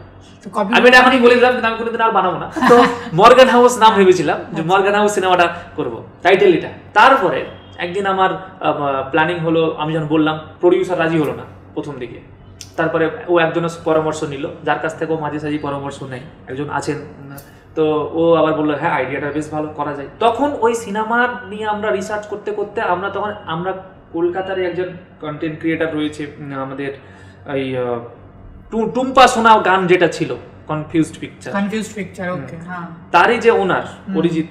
তো অরিজিতের সঙ্গে আমরা আলোচনা করি যে ওরা যদি ইন্ডিপেন্ডেন্ট ভাবে কাজ করে, তো আমরা ভাবলাম যে ওকে নিয়ে কাজ করি, ওর মেকিং স্টাইল এবং আমার অনেক কিছু মিলছে, আমি চলো ওর সাথে কথা বলি। ওর সাথে কথা বললাম, কথা বলে আমরা আমাদের মালদা গেল, রিসার্চ মালদা যাওয়ার আগে ও গল্পটা বললাম, বলছে এরকম কপি না করে এমন কিছু রিয়েল গল্প করি। তখন আমার প্ল্যান ছিল যে কালিয়া চক নিয়ে আমি ওয়েব সিরিজ বানাবো, এটা আমার মাথাতে প্ল্যান ছিল। পরে করলাম, তো এবার ভাবলাম যে আচ্ছা কালিয়া, এখন তখন কিন্তু কেরালা স্টোরি, কাশ্মীর ফাইলস, এই সিনেমাগুলো একটা মনের মধ্যে চলছিল যে এইরকমই সিনেমা কিছু কাজ করে। তখন আমি আমার কিছু বন্ধুকে বললাম, ভাই কালিয়া চকে এমন কিছু ঘটনা বল যে ঘটনা খুব মারাত্মক। ওরা আমাকে 6 থেকে 8খানা কাহিনী আমাকে পাঠায়, তার মধ্যে আমি সবগুলো অরিজিৎকে পাঠাই, অরিজিৎ দেখার পরে একটা কাহিনী আছে, আমারও খুব ইন্টারেস্টিং লাগে, ওরও ইন্টারেস্টিং লাগে, যে আসিফ মার্ডার কেস একটা ঘটনা ঘটেছিল 2019 সালে, যে তার ফ্যামিলিকে মেরে দিয়েছিল। তো ওই ঘটনাটা কোথাও যেন গিয়ে লাগে যে ভাই এইটা বলা যেতে পারে কাহিনী, ওরও ভালো লাগে। তখন আমরা রিসার্চ শুরু করি, ও যায় রিসার্চ করার পরে আমরা ওই কেসটা রিলেটেড অনেক ইনকোয়ারি করি, অনেক কিছু করে একটা স্ক্রিপ্ট রেডি হয়। বাট সামহাউ অরিজিৎ আর আমরা প্রজেক্টটা একসাথে করতে পারলাম না, কিছু একটা কারণের জন্য, টেকনিক্যাল কিছু কারণের জন্য এবং টাইমিং এর প্রবলেম দিয়ে। তো যেহেতু আমাদের কাছে টাইম নেই, আর টাকা যেহেতু দাদার অনেক বেরিয়ে গেছে অনেক আগে, আমরা লেট করে কাজ করতে চাইছি না। কারণ হয় না যে একটা মহল গরম আছে, তুমি ঠান্ডা করে আবার কাজ করবে, এটা হয় না। তো গরম করে সব করতে হবে। তখন যে টাইম বলছিল, তো ওই টাইমে আমরা ভালো এত লেট করা যাবে না। তখন ডিরেক্টর চেঞ্জ হলো মাঝখানে, ডিরেক্টর চেঞ্জ হয়ে আমাদের বর্তমান ডিরেক্টর যে রয়েছেন আমাদের রাতুল দা, যেই কিরমিকি সিনেমাটা করেছেন, তো ওই দাদার সঙ্গে পরিচয় হয়। আমাদের মালদার ছেলে পেলেরা যারা ছিল, কিছু মালদার ছেলে এখানে কাজ করছে। এই তো আমাদের একটা মালদার টিম ছিল, একটা ভাই ছিল এখানে এডিট করে, কালার করে, মালদায় বাড়ি। তার মাধ্যমে রাতুলদার সঙ্গে পরিচয় হয় যে ইন্ডিপেন্ডেন্ট ভাবে কাজ করবে। তখন ওই রাতুলদার সঙ্গে ভয় পরিচয়। তারপর আমরা ওই স্ক্রিপ্টটা এবার আমরা নতুন একটা ফরম্যাটে লিখি এই কারণে যে ওখানে তো পুরোটা মানে রিয়েল ইনসিডেন্টটা ছিল, এবং সেটাকে আমরা একটু অন্যরকম করে প্রেজেন্ট করি, বিষয়টাকে একটু অন্যরকম ঢাঁচটা সিনেম্যাটিক, হ্যাঁ যে তুমি ভালো বুঝবে, সেই রকম করে স্ক্রিপ্টটা লেখা হয়। লেখার পর আমরা ওটার উপর কাজ শুরু করি, ঠিক আছে। এইবার সেটার জন্য তো ফান্ড লাগবে একটা, আবার ফান্ড তো প্রোডিউসারের কাছে একদম নিম্নতম ফান্ড আছে। এইবার ফান্ড কোথা থেকে আসবে? প্রডিউসার তো দাদা, এবার ওই প্রডিউসার দাদা আবার একটা ইনভেস্টর ধরেছে, সে এক জায়গাতে ইনভেস্ট নিয়ে এসছে, সেখানে আবার আমি গেছি পুরোটা বলতে আবার, ঠিক আছে। তো এবার ওখান থেকে টাকা এলো, টাকা এসে আবার যখন যেই জায়গাটাতে শুটে, মানে আমাদের প্রডিউসার দাদার এলাকাতেই শুট করছিলাম, সে বললো যে এই এরিয়াতে যদি শুট করলাম এই সার্ভিসেসগুলো দিতে পাবো। বাট ওই সার্ভিসগুলো আমরা পাইনি। বাট ওই জায়গাটাতে তবে ওদের টিমটা প্রচুর খেটেছিল, কারণ আমাদের দূরে ছিল, কিছুটা দূরে। তো ওখানেও শুটিং আটকে যায়, ওখানেও টাকা শর্ট পড়ে। আবার কালিয়াচকের শুটিং বন্ধ, লুঙ্গিম্যান 3বার বন্ধ, কালিয়াচক 1বার বন্ধ ছিল। 12 দিনের শিডিউল, 8 নম্বর দিনে গিয়ে বন্ধ। আবার খরচদাকে ডেকেছিলাম অ্যাক্টিং করার জন্য কালিয়াচকে, সেই শুরুতে এসেছিল, প্রথমে রেগে গেছে, তোর দিকে যাবো না কাজ করতে। আমাকে প্রথমে ঝাড় দিল, আমি বললাম দাদা একটু প্লিজ এই শুট করে দাও না। তারপরে ও আমাকে বলেছিল যে তোর কি সকাল ভোরে ঘুম থেকে উঠেই খালি মনে হয় যে হঠাৎ করে উঠে গেলে বলে সিনেমা করবো, এরকম কি তোর হঠাৎ করে মনে হয় যে সিনেমা আমাদের নেমে আস নাকি, এরকম করে আমার বললো। তারপরে তো এলো শুটিং তো যেদিন বন্ধ হচ্ছে সেদিনকেই খরচদার সিন ছিল, আর সেদিন প্রচুর বৃষ্টি, সেট টেট বানিয়েছি। এবার ওই দিনকার শুটিং হলো না, শুটিং বন্ধ। খরচদা এবার আমাকে ডাকলো হোটেলে, আমি গেলাম ভয়ে ভয়ে যাচ্ছি, প্রডিউসার তো যায়নি আর ভয়ে, আমি গেছি এবার ভয়ে, আমি আর আমার বন্ধু হাসান গেছি। ওখানে গিয়ে খরচদা যা দিল ডোজ আমাকে, কি বললো, শুটিং আমাকে বারবার ডাকছিস, শুটিং করাতে পারছিস না, তোদের টাকা নষ্ট হচ্ছে, হ্যানা তেনা করে সিনেমা বানা, এইভাবে সিনেমা হয় না, মানে যা রাগে যেটা বেরায়। ওদিন রাত 1টা বাজছে, ঝড় বৃষ্টি চলছে, আর এদিকে ভেতরেও ঝড় চলছে খরচদার দিক থেকে আমার উপর। এবার সেখান থেকে কোনো রকম করে খরচদাকে বুঝে বাড়ি পাঠালাম, প্রজেক্ট আবার বন্ধ, আবার টাকা লাগে। এবার ইনভেস্টারের তো একটা টাইম দেওয়া আছে, টাইম পার হয়ে গেল, আবার 1 মাস 1.5 মাস পার হয়ে গেলে ইনভেস্টারের এবার টাইম চলে এসেছে, সে বলছে টাকা দাও। আমাকে ফোন করেছে, এবার দাদা টাকাটার ব্যবস্থা করতে হবে। বললাম দাদা শুটিং কিন্তু হয়নি, কোথেকে টাকা দেবো? তাহলে তোমরা আবার টাইম নাও, এগ্রিমেন্ট করো। তারপর আমরা একটা আবার টাইম নিলাম, আবার টাকা পয়সা এদিক সেদিক করে প্রচুর রকম করে, এবার টাকা পয়সা মানে ওই প্রডিউসার দাদা আবার একটা কোনো রকম করে অ্যারেঞ্জ করলো। প্রথম দিকে আমি ভেবেছিলাম যে এই টাকা মানে এই টাকা আমি আর সিনেমা না বানিয়ে ওয়েব সিরিজ আকারে বিক্রি করে দেবো, এটা ভেবেছিলাম। আমরা তখন একটা ছোট্ট ডিল পেয়েছিলাম। হ্যাঁ, কারণ আমি চাইছিলাম যে ইনভেস্টারের টাকাটাও ঘরে যাক, আমি আর সিনেমা বানাবো না ভেবেছিলাম, যে মানে সে এই সিনেমাটা। বাট সবার একটা ইমোশন কাজ করেছে যে এই সিনেমার পিছনে এতটা টাইম দিয়েছি, এটা সিনেমা হওয়া উচিত। বাট আমি কোথাও যেন ফিল করছিলাম ভাই সিনেমা হওয়ার আগে না আমার ওই ইনভেস্টারটাকে বাঁচানো উচিত, কারণ সিনেমা ও যদি টাকা পেয়ে যায় তাহলে পরে সিনেমায় আমি টাকা পাবো, সেটাকে সিনেমা বানাবো। এখানে অনেক শিখলাম, কারণ ছোট ছোট জিনিসগুলো আমরা ধরতাম না। যেমন ধরে নাও যে বাজেট কোথায় বাড়তো, ল্যাসি যে হার্ড ড্রাইভটা, সেটার বাজেটটা আমরা ধরতাম না। ওটা তো বাজেটের মধ্যে, ওটা তো জানতাম না, ওটা তো প্রচুর, একটা ল্যাসের দাম 16,000, 20,000, 10,000 এরকম দাম, এটা ধরতাম না বাজেট। তো এই ধরনের অনেক বাজেট কিন্তু আমরা ধরিনি, সেজন্য বাজেট বেড়েছে। এটা একটা শিক্ষা হচ্ছে, কি শিক্ষা হচ্ছে নতুন নতুন টিমের সঙ্গে কাজ করে। তারপরে কোনো রকম করে আবার টাইমের পরে ওই প্রডিউসার বললো যে আমি টাকা অ্যারেঞ্জ করবো যেমন করে হোক, ও আবার টাকা অ্যারেঞ্জ করে, কিন্তু ওই টাকা দিয়ে আবার শুটিং শুরু করি। এবার যখন শুটিং শুরু করি, এবার খরচদা তো নেই, খরচদার জায়গায় তখন একজন আমাদের রূপাঞ্জনা ম্যাম, সে বলে যে তোমরা এত যখন কষ্টের মধ্যে রয়েছে, আমি তোমাদের সাথে কাজ করবো এই ইন্ডিপেন্ডেন্ট ভাবে, আমাকে কোনো ফিজ লাগবে না, ফ্রিতে কাজ করেছে, শুধু আমাদের পাশে দাঁড়ানোর জন্য।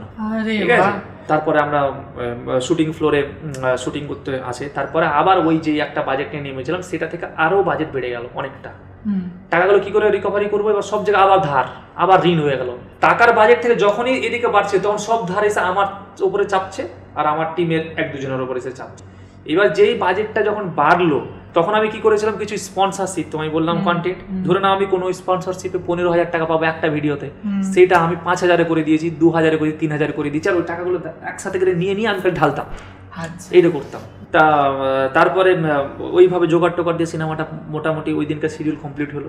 এবার তো এডিটিং করার টাকা নেই, এবার এডিটিং করার টাকা কোথা থেকে হবে? আবার সিনেমা 2 মাসের জন্য, 1-1.5 মাসের জন্য বন্ধ, টাকা তো নেই, 5 বার বন্ধ হলো। তারপরে আবার হোপলেস সবাই, টাকা কোথা থেকে আসবে? তখন আমাদেরই ফ্লোরেরই একজন একটা ভাই ছিল, তারই অ্যাসিস্ট্যান্ট ডিরেক্টর ছিল, তারই একজন আত্মীয় ইন্টারেস্ট দেখিয়েছিল যে ওরা সিনেমা বানাবে। তা আমরা বলেছিলাম আমাদের যেটা রানিং প্রজেক্ট আছে, আপনি এখানে ইনভলভ হন, ওনাকে বলি। তো উনি খুব মানে আমাদেরকে সহযোগিতা করে, তা আমাদেরকে এডিট করার জন্য আমাকে অনেকটা ফান্ড দিয়ে আমাকে হেল্প করেন উনি। ওই টাকা দিয়ে আমি পুরোটা পোস্ট প্রোডাকশন আমি কমপ্লিট করাই কালিয়াচকের করালাম। ওটা এবার আমার দায়িত্বে এলো। আর তোমার আগের প্রডিউসার ওখান থেকে ছেড়ে দিয়ে, 4 টাকা অ্যারেঞ্জ হচ্ছে না, আগের প্রডিউসার এবার করুন অবস্থা। সে তোমার কি বলেছে, মানে সে তোমার এবার আমাকে টানতে হবে, মানে ছাড়েনি, মানে ম্যানেজ করতে হবে সবাইকে, এরকম একটা ব্যাপার। সব একসাথেই রয়েছি। যখন পোস্ট প্রোডাকশন কমপ্লিট হলো, এবার তো রিলিজ করা যাবে। এবার রিলিজ কি করে করাবো, সেটার জন্য তো টাকা লাগবে। আবার আটকালো সিনেমা, পোস্ট প্রোডাকশন করে এবার রেডি। এবার হলে নাকি তখন শুনছি যে এবার সিনেমা যে হলে রিলিজ না হলে এখন ওটিটি প্ল্যাটফর্ম ভালো দাম দিয়ে কিনবে না। এবার যে টাকা ইনভেস্ট হয়ে গেছে সেটা তো পাবো না, এবার তো কাকা দেবো, কোথা থেকে টাকা দেবো? এবার তুমি ভাবো, প্রথমে কালিয়া লুঙ্গিম্যান কতবার আটকেছে, তার টাকাগুলো আমার উপর চেপে আছে, ঋণ। কালিয়াচক বন্ধ হচ্ছে ঋণ। যে প্রডিউসার সে কিন্তু প্রফেশনাল মানুষ নয়, এটা বুঝবে, ইমোশনাল জায়গা থেকে কাজ করছে, পরে গিয়ে কিন্তু আস্তে আস্তে ফিল্ম রিলেটেড যতগুলো দোষ হচ্ছে, তখন দোষগুলো আমার দিকে আসছে, এবার যে তুমি দোষী এরকম আসছে। তখনই লুঙ্গি মানে যার পোস্টার লঞ্চ হয়েছিল, তখনই আমার সাথে মানে একজন দাদা, ঠিক আছে, পরিচয় হয়েছিল আমাকে। বর্তমান যে আমাদের বর্তমান প্রডিউসার রয়েছে নয়নদা, সে আমাকে ইনস্টাগ্রামে অনেক মেসেজ করেছে এবং আমাদের যে টিজার বেরিয়েছিল, টিজারের ডায়লগগুলো রিলস করে পাঠিয়েছিল। আমি কিন্তু দেখিনি, আমি না মানে মেসেজগুলো তো দেখি না, আমাদের টিমের ছেলেরা দেখে, তো অনেক মেসেজ করেছে, আমি কিন্তু দেখিনি। কিন্তু একদিন কেন মানে টেনশনের মধ্যে থাকতে দেখি, তো ওই দাদা আমায় বলেছিল যে তোমাদের সিনেমায় কি গান গাওয়া যেতে পারে, আমি একটা গান গাই। আচ্ছা, তো গানগুলো পাঠাই, আমি গান একটাও শুনিনি। আমি রেগে বলে দিই একটা কথা, রেগে, যে দেখো দাদা, এই সমস্ত ইন্ডাস্ট্রিতে জায়গা বানাতে হলে না নিজেকে বানাতে হবে জায়গাটা, তোমাকে কেউ বানিয়ে দিবে না, এটা অত বড় একটা ইন্ডাস্ট্রি নয়। এবার আমি আমার নিজের জায়গা বানাতে পারছি না দাদা ঠিকভাবে, তো আমি তোমায় কি করে জায়গা দেবো, তাই না? ওর কোথাও যেন কথাটা মনে লাগে, আমার সাথে টাকা দিয়েই তোমাকে করতে হবে সবকিছু। তো একদিন ও দাদা আমাকে একদিন দেখা করতে ডাকে, আমি বলে যে এসো তো, মানে আমার কিছু কথা আছে। কিসের, মানে কাকে কেন্দ্র করে? লুঙ্গি ম্যানকে কেন্দ্র করে। আচ্ছা, কারণ লুঙ্গি ম্যানের যেদিনকে পোস্টার লঞ্চ হয়, যেদিনকে তুমিও ছিলে আমিও ছিলাম, তার পাশের কোথাও কোনো বিল্ডিং এ বা কোথাও ওই দাদাটা ছিল। এবং ও কিন্তু কোনোদিনও সিনেমা দেখেনি, বাংলা সিনেমা দিন থেকে, কিন্তু ও আশা করে আছে যে লুঙ্গি ম্যানের সিনেমাটা আমি ভাই দেখবো, কারণ আমাদের এলাকার ছেলে সিনেমা বানিয়েছে। এবার সিনেমা তো আসছে না, 1-1.5 বছর পার হয়ে গেছে। ওই প্রবলেমটা শোনার জন্য ও আমার কাছে আসে, আমি দেখা করতে যাই, সব কিছু এক্সপ্লেইন করি, বলার পরেই ওই দাদাই, তখন আমি যখন দেখি যে কালিয়াচক রেডি হয়ে আছে, কালিয়াচকের এই অবস্থা, তখন ওই দাদা, মানে আমাদের বর্তমান প্রডিউসার যে নয়নদা, বলে আমরা আগে কালিয়াচক রিলিজ করব। ওই দাদা তখন পুরো মুভিটাকে সেই, মানে আমাদের পোস্ট প্রোডাকশনের পর থেকে, ইভেন এখনও কিন্তু পোস্ট প্রোডাকশন কিছু কারেকশন চলছে, মানে আমাদের পোস্ট প্রোডাকশন বাজেট তুমি যদি ধরো তো দ্বিগুণ হয়ে গেছে।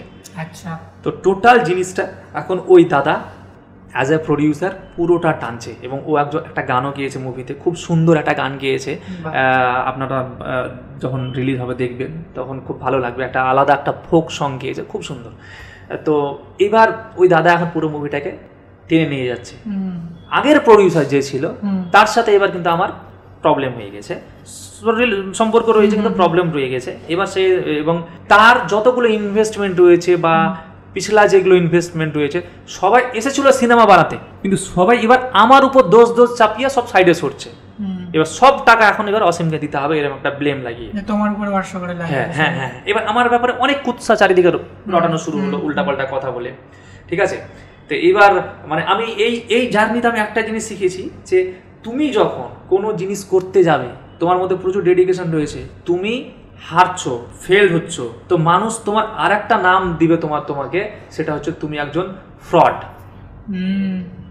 জীবনে তুমি যদি ফেল করো বারবার, তুমি হয়ে গেলে ফ্রড।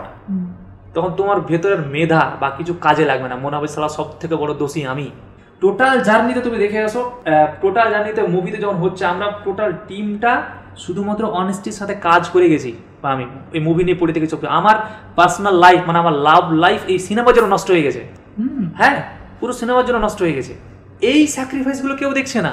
মানে এবার ধরো একটা মুভি করতে এসে যে প্রডিউসার আসছে, সে ভালো ভালো ট্রিটমেন্ট পাচ্ছে, ভালো ভালো লোকজনের সাথে উঠছে, ভালো ভালো লোকজনের সাথে করেছে, ও নিজের চোখে সব কিছু দেখেছে, আগের প্রডিউসারের কথা বলছি। বাট এই মুহূর্তে এসে কিন্তু যারা কাজ করতে এসছে, ও বলে আরো যারা এসে, তারা কিন্তু পরবর্তীতে ওই সিচুয়েশনগুলো বোঝে না, যে ভাই ও তো কাজটা করতে চেয়েছে, আমাদেরও তো ফল্ট যে আমি তাকে কথা দিয়েছি যে ভাই এই কাজটা করে দেবো, তুমি তো করতে পারোনি। এবার যখন তুমি করতে পারোনি, তখন দোষ চাপিয়ে দিলে ভাই ওই সব দোষ করেছে, এটা কি করে হয়?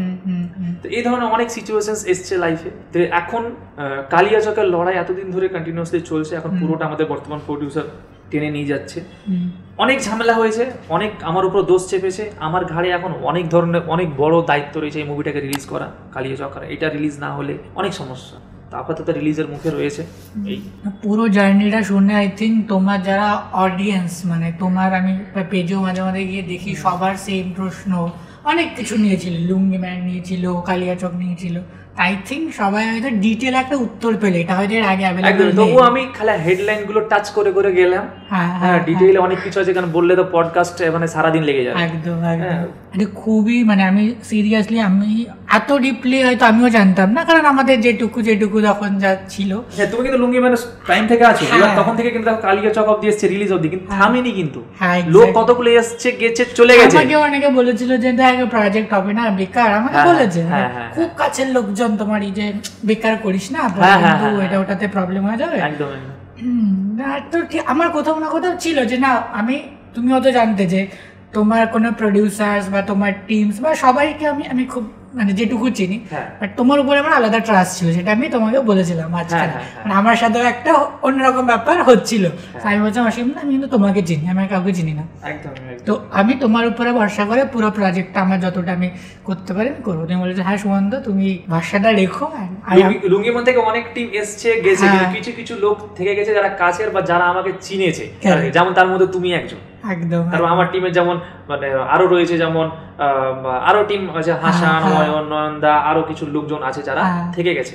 ওরা কিন্তু দেখতে পাচ্ছে যে কাজটা হচ্ছে। কারণ আমার যদি অন্য কোনো প্ল্যানিং থাকতো তাহলে তুমি মানে কল্পনা করো শুরু থেকে স্টিল আমি যতগুলো ফান্ড আমাদের প্রজেক্টে ইনভেস্ট হয়েছে, যদি আমার মুভি করার চেষ্টা না থাকতো তাহলে এই ফান্ডগুলো আমি নিয়ে আমি আমার ব্যক্তিগত প্রপার্টি করতে পারতাম, আমি আমার অনেক কিছু করতে পারতাম, তাই না? কিন্তু আমি কিন্তু ওইরকম কিছু করিনি।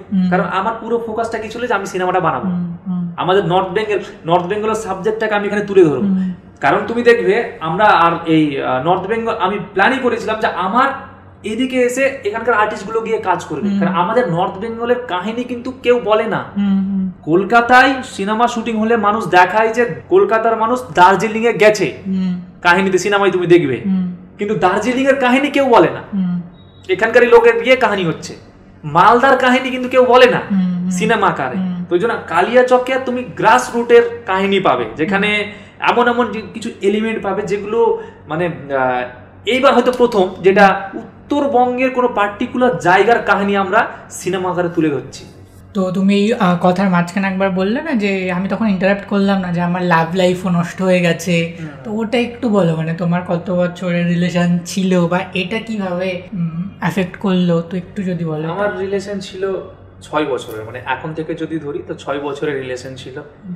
3 বছর আমার রিলেশন খুব হেলদি ছিল, এবং 3 বছর পর থেকে আমার শুরু হয় সিনেমার কাহিনী, এবং সিনেমার কাহিনী যত এগোই আমার রিলেশনশিপ তত ভাঙতে থাকে।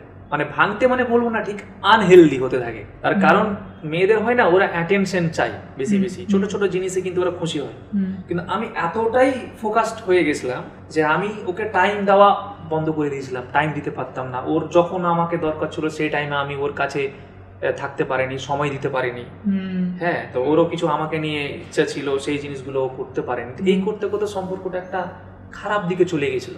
তো সেইটা মানে হয় না যে মেয়েরা যদি অতিরিক্ত বড় না হয়, মানে একটা সার্টেন টাইম পর ওরা ম্যাচুরিটি আসে, তখন অনেক কিছু বোঝে। কিন্তু দেখবে তুমি আবার অনেক মেয়ের ম্যাচুরিটি তোমার মানে অনেক এজ হয়ে যাওয়ার পরেও কিন্তু আসে না। এবার আমার যে গার্লফ্রেন্ড ছিল তার মধ্যে ম্যাচুরিটি নেই। হ্যাঁ, এবার তার মধ্যে যদি ম্যাচুরিটি নেই তা আমি না ওকে কিছু জিনিস বোঝাতে পারতাম না। ঠিক আছে, কারণ কি চাইছে কোন মেয়েরা আবার দেখবে বলবে যে ছেলেরা ক্যারিয়ার নিয়ে ফোকাস হওয়া উচিত, তুমি ক্যারিয়ারে কিছু করো বলে। তো এইবার আমারটা উল্টো কেস ছিল, ক্যারিয়ারে কিছু করবি তো ভাই আমরা একসাথে করি, আর না হয় ক্যারিয়ারে করে বাদ দে, আমাকে তুই সময়টা দে।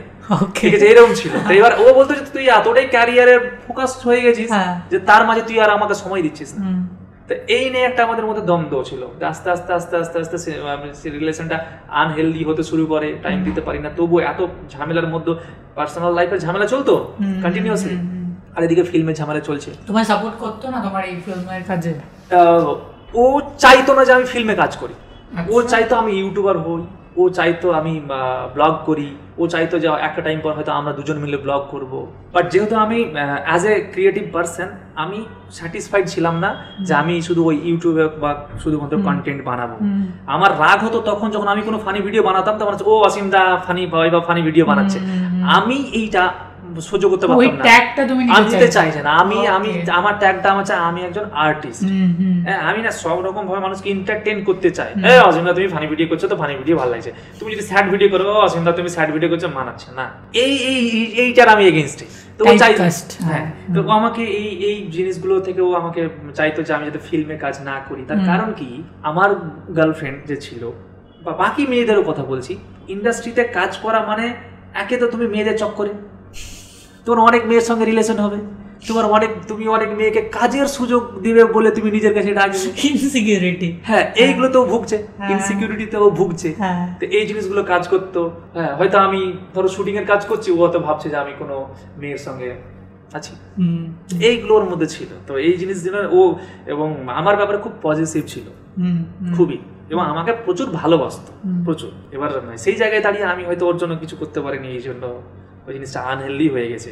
তা আমার কখন ব্রেকআপ হয়েছে বা ও আমাকে কবে ছেড়ে চলে গেছে, আমি এখন অব্দি আমার কাছে একটা প্রশ্ন। আলোচনা করে কিছু হয়নি না, আমার সাথে এখনো কথা হয়। এখন কথা হয়? হ্যাঁ এখনো কথা হয়। আমাকে তোমার এই পডকাস্টে আসার আগেই আমাকে আমি বললাম যে একটা ইন্টারভিউ দিতে এসেছি, বলছে অল দ্য বেস্ট, এবার তো চলো তাহলে বিয়ে করি। না মানে এটা কি, মানে এটা কি রকম বিষয়? না বিয়ে তো করবো না আমি, ঠিক আছে। সে অন্য কারোর সাথে কি এখন রিলেশন? না না, তুমিও নেই? না না না। আচ্ছা, বাট বন্ধুত্ব?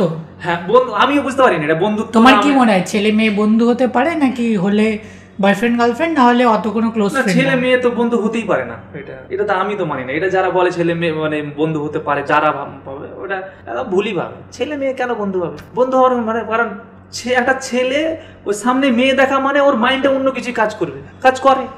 হ্যাঁ আমারও করে। আচ্ছা একদমই তাই। আমি এইগুলো, কারণ তুমি দেখবে ছেলে মেয়ে একসাথে থাকলেও বা বন্ধু ওরা থাকলেও ওর একটা টাইম গিয়ে ওই ছেলেটার মানে এমন অবস্থা পর্যায়ে আসবে যে ওর ওই বান্ধবীকে প্রপোজ করবে, এই চল না আমাকে বিয়ে করে নে। আচ্ছা, আমি তো আমাকে বয়ফ্রেন্ড বানিয়ে নে বলবে, এরকম সিচুয়েশন আছেই কিন্তু। তো আমি এটাই বিশ্বাস করি না যে ওরা বন্ধু হতে পারে। আমি তো কখনো হয়নি কারো বন্ধু এখন অব্দি মেয়ের। মানে আমি আমার রিলেশন সম্বন্ধে সত্যি আমিও প্রশ্ন করতে চাই যে আমিও জানতে চাই যে আমার ব্রেকআপ, আমার কিছু জিনিস জানার আছে। আমার ব্রেকআপ কবে হয়েছে এটা আমার কাছে আমার প্রশ্ন একটা, আমার মানে গার্লফ্রেন্ডের প্রতি। তারপরে আমরা যে কথা বলছি তা আমাদের সম্পর্কটাকে টিকবে বা আমাদেরকে বিয়ে হবে এটাও জানি না আমি। হ্যাঁ এবার বলছে যে আমার সাথে পড়াশোনা কর। আচ্ছা হ্যাঁ আমাকে বলছে, এবার আমার কি আর পড়াশোনা করার বয়স? তুমি বলো কি পড়াশোনা এখন টিউশন পাঠাবো আমি কদিন বিয়ে করে, এখন আমি পড়াশোনা করবো? তো এই ধরনের রিলেশনশিপ হয়ে আছে, আমি জানি না এখনো কিছু। এই প্রথম আসিম আক্তারের কোনো পাবলিক প্ল্যাটফর্মে গার্লফ্রেন্ডের থেকে প্রশ্ন চাই, মানে উত্তর চাইছে। হ্যাঁ আমি কনফিউজ, আমি জানি না মানে ব্রেকআপ কেন হচ্ছে আমি একদমই জানি না। কারণ সে বলেছিল আমরা মানে মেয়েরা কি করে বলে যে আমি তোমার সাথে সারা জীবন থাকবো, কথা তো দেয় প্রেম চলাকালীন, বাট একটা টাইম পর কি ওই কথাগুলো কোথায় যায় আমি বুঝে পাই না। এইবার তখন ওরা বলে তোকে তো আমি ছেড়ে দিয়েছি, তুই আমার পিছনে পড়ে আছিস। হ্যাঁ আমি তোর পিছনে কেন পড়েছি? তোর পিছনে কারণ তুই আমার কথা দিয়েছিস বা আমি তোর কথা দিয়েছি। এইবার আমি আর মেয়েদের একটা জিনিস দেখেছি যে তোমার যদি লাইফে খারাপ সিচুয়েশন আসে তাহলে সেইটা ট্যাকেল করার ক্ষমতা বেশিরভাগ মেয়ের থাকে না। মানে ভালো সময়ে মানে খারাপ সময় সব মানে ম্যাক্সিমাম গার্লফ্রেন্ড যারা হয় তারা থাকতে পারে না। ওকে, তোমার লড়াইটা একার হয়। আমি আমার লাইফে ওরকম মেয়ে দেখিনি, আশেপাশেও দেখতে পাইনি যে তোমার খারাপ সময় সব সময় সারা মানে শেষ সময় পর্যন্ত সময় দিয়েছে, মানে তোমার সাথে থেকেছে। আমি দেখিনি, আমি তো দেখিনি। আমার সামনে দেখা আমার বন্ধু আর আমার বন্ধুর গার্লফ্রেন্ড মানে একে অপরকে হাত ধরে মানে হাতে হাত দিয়ে দিব্যি করেছে, ধর্মগ্রন্থে হাত রেখে দিব্যি করেছে, ঠিক আছে, আগুনকে সাক্ষী রেখেও দিব্যি করেছে।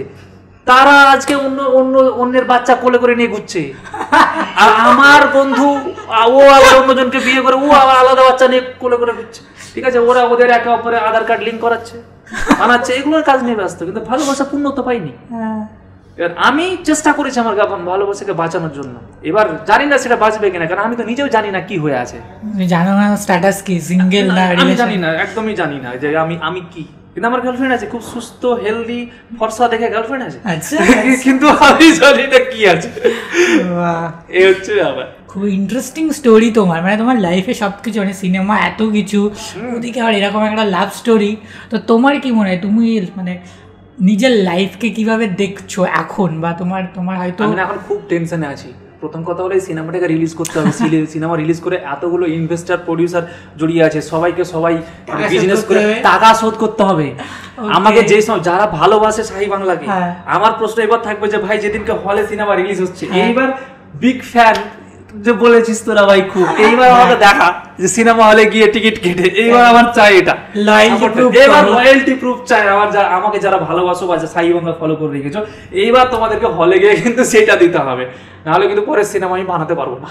আরে একদম একদম সবাই সাপোর্ট করবে, যারা পুরো স্টোরি জানতো না আজকে জানার পরে মানে এইটুকু তো করতেই পারে। তো আমরা যদি ভালো কিছুর মানে ভালো কিছুর জন্য নিজেরাই এগিয়ে না আসি তো কে এগিয়ে আসবে? কাউকে তো দোষ দিয়ে লাভ নেই, জসিমদা তুমি কেন সিনেমা বানাচ্ছ না, আরে সাপোর্ট তো করো, ইউটিউবে সাপোর্ট করে যখন সিনেমা বানাচ্ছ সাপোর্ট করো, এটাতে লাগবে, এটা আবার সিনেমা বানাবে একদমই। কারণ দেখো আর প্রথম কথা হলো আমাদের বাংলা ইন্ডাস্ট্রি তো অবস্থা এখন অনেক খারাপ হয়ে আছে।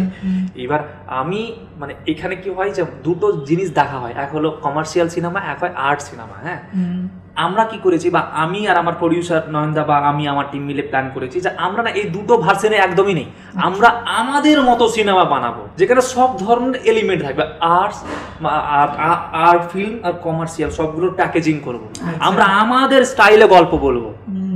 এবার তুমি যে এই গল্পটা দেখবে, এটা গল্প শুনে মনে হবে ক্রাইম থ্রিলার, বাট তুমি এখানে সব ধরনের প্যাকেজ দেখতে পাবে এই সিনেমাটার মধ্যে।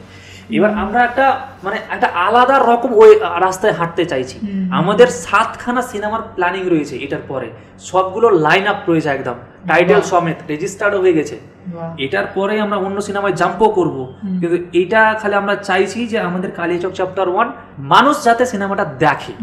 আমরা আমাদের গল্পটা কিভাবে বলতে চেয়েছি, আমরা একটা গ্রাসরুট এমন একটা এলাকা, যে এলাকাটার ব্যাপারে কেউ বলতে চায়নি কখনো গল্প, সেই গল্পটা বলছি, এবং সেটা আবার কি আঞ্চলিকভাবে, তার মধ্যে তুমি এলিমেন্ট পাবে।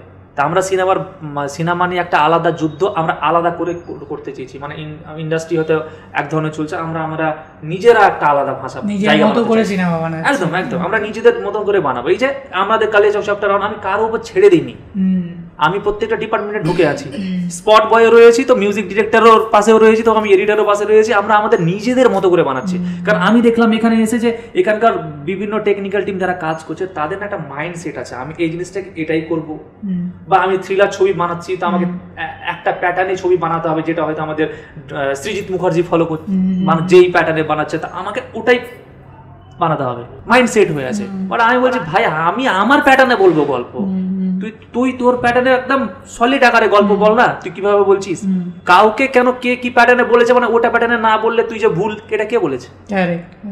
নিজের একটা টাচ রাখলাম, নিজের একটা টাচ, কিন্তু এখানকার মাইন্ডসেট একটু অন্যরকম। তো আমি ওই মাইন্ডসেট থেকে নিজেকে আর আমার টিমকে দূরে রেখেছি। অল দ্য বেস্ট তোমার ছবির জন্য, তোমার ছবি না আমাদের ছবি, রাইট, আমাদের ছবি। সো সেটার জন্য অল দ্য বেস্ট, খুব শীঘ্রই ছবিটা রিলিজ হোক একদমই। অ্যান্ড আমার সিরিয়াসলি আজকে একটু মানে কি হয় না, ধরো আমাদের যখন কথা ম্যাক্সিমাম কাজের কথা, বাট আজকে একটা অন্যরকম আড্ডা টাইপের হলো, যেখানটাতে আমিও শুনলাম মানে এই ব্যাপারটা হয়তো আমি জিজ্ঞাসা করতে আসেন না, চলো একটু কফি খেতে খেতে বলি, বাট ভাবলাম পডকাস্ট হয়ে যাবে, তোমার ফ্যান্সদের উত্তরও তারা পেয়ে যাবে এবং আমাদের ডিসকাশন। একদমই, মানে আমি তুমি তো আমার পডকাস্টের কথা যখন বলেছিলে, এই পডকাস্টটা শুরু করতে চেয়েছিলাম আমাকে, বাট আমি সরি, আমি সেই টাইমে হয়তো আমি কলকাতা, যেহেতু আমার বাড়িটা এখান থেকে মালদা অনেকটা ডিস্টেন্সে, তো এখানে কি হয় যে মানে মালদা থেকে কোনো কাজ মানে অনেকগুলো কাজ নিয়ে আসি, তখনই কিছু হয়, তো ওই জন্য হয়ে ওঠেনি। তো যাকে সেটার জন্য সরি। আজকের যে পডকাস্টটা হলো, তো আজকে কেমন লাগলো তোমার সেটাই বলো তুমি। আমাদের তো কালিয়াচকের প্রথম প্রমোশন তো হয়তো এইটাই মানে এই পডকাস্ট দিয়েই শুরু আমাদের কালিয়াচক চ্যাপ্টার 1 প্রথম প্রমোশন। সেটার জন্য সুমন্তকে থ্যাংক ইউ, পডকাস্টের মধ্য দিয়ে আমাদের সিনেমার প্রমোশন হয়ে গেল। ঠিক আছে, বাকি তোমাদের যারা টিম রয়েছে তাদেরকে সবাইকে থ্যাংক ইউ, এবং খুব ভালো মতো আমার সাথে ট্রিট করলো, তোমার মেকআপ রুম থেকে শুরু করে এখান অব্দি। এবং দেখলাম তার মধ্যে অনেকেই তো পরিচিত আমার বেরিয়ে গেল, যারা লুঙ্গি ম্যানে ছিল তারা আবার সেম প্রশ্ন করলো, দাদা লুঙ্গি ম্যান কই? আমি হলো লুঙ্গি ম্যান এখন খুলে গেছে, লুঙ্গি এবার খুলে গেছে, দেখি কবে লুঙ্গি পড়তে পাচ্ছি। ওটা কি হবে সেইটা তুমি তোমার ফ্যান্সদের বলো। লুঙ্গি ম্যান দেখো, লুঙ্গি ম্যান একটা ক্যাচাল হয়ে আছে। এবার লুঙ্গি ম্যানটা যদি বানাতে হয় তা আমাকে একা বানাতে হবে, এবং লুঙ্গি ম্যানটা আমাদের থেকেই করতে হবে। হ্যাঁ, আমাকে ফুটেজ ফেলে দিতে হবে, কারণ আমি এখন টেকনিক্যালি এতটা আমরা এগিয়ে গেছি যে সেই জিনিসগুলো আমি যখন ভেবেছিলাম সেগুলোকে এখন করলে হবে না। তো লজিক্যালি যদি দেখতে চাই, লুঙ্গি ম্যানের প্রচুর টাকা এখন জলে, ওই আমরা যদি বানাই আগের ফুটেজগুলো মনে হয় ইউজ করতে পারবো না। তো লুঙ্গি ম্যান বানাতে হলে আমার টিমকে এবং আমাকে বানাতে হবে, এবং এটা আমরা বানাবো, যখন এটা দিয়ে শুরু করেছি এটা আমরা বানাবো, কিন্তু আমি বলতে পারবো না যেটা মানে কবে বানাবো বা কোন প্রজেক্টের পরে বানাবো। আমাদের এই কালিয়াচকের পরে আমাদের যেগুলো প্রজেক্ট হবে সেগুলোর অলরেডি কাজ চলছে, তবে বেশ ভালো ভালো চমক নিয়ে আমরা কাজ করতে চলেছি, যেটা হয়তো আমাদের বাংলা ছবির স্বার্থে খুব ভালো হবে এবং আমরা ওইরকম কন্টেন্ট মানে লেখালেখি করছি। তো তবে লুঙ্গিম্যান হবে, কবে হবে আমি এটা এখন বলতে পারবো না। ঠিক আছে, খুব ভালো লাগলো তোমার সাথে কথা বলে অ্যান্ড এই ডিসকাশনটা করে। তো আপাতত আজকে এখানেই অফ, অ্যান্ড কথা বলতে বলতে আমাদের তো শেষই হবে না। একদম শেষ হবে। হ্যাঁ, অলরেডি বোধহয় আমরা 2 ঘন্টা কথা বললাম, জানি না এডিটে কতটা দেখতে পাবে। কোনো কন্টেন্ট বাদ দেওয়ার মতো না, সবই পুরো কম্প্যাক্ট। আমি তো হা করে শুনেই যাচ্ছিলাম যে পুরো স্টোরিটা, কারণ হয় না কোনো কিছু যখন তুমি সেই জিনিসটার ভিতরে তুমি অথেন্টিক থাকবে, সেটা একটা আলাদা ফিল থাকে। তুমি কিছু নর্মাল বলছো আর যেটা তুমি নিজে ফিল করে এসছো, এতদিন তোমার ভিতরে জমানো ছিল, এটা যখন তুমি এক্সপ্রেস করছো তোমার কথা হাবভাব মুখে এটা বোঝা যাচ্ছে। তো অন স্ক্রিন তো আমি কখনো বলতে পাইনি জানি আর ব্যাপারটা, এটা প্রথমবার বলেছি যে মানে তুমি সেই জায়গাটা দিয়েছো, কারণ এখন অব্দি আমি ইন্টারভিউ শুরুই করিনি। ওকে, এবার সেটা শুরু প্রথম তোমাকে দিয়ে, তো এখানে আমি কথা বলার সুযোগটুকু পেয়েছি। কারণ পডকাস্ট তো আর মানে মেইনলি পডকাস্ট তো আর সবাই করবে না, ইন্টারভিউ কি হবে আমার 1 মিনিট 2 মিনিট, দাদা সিনেমাতে কি আছে বা কি হচ্ছে না হচ্ছে, ছোটখাটো কথা, গার্লফ্রেন্ড আছে, হ্যাঁ আছে, বাস কথা শেষ। বাট এখানে গার্লফ্রেন্ড আছে কি অবস্থায় আছে এটা তো বলতে পারছি না কাউকে, এখানে বলতে পেলাম, তো মনের অনেক কথা এখানে আমি রাখলাম। Okay, thank you for coming on this. Thank you so much, thank you.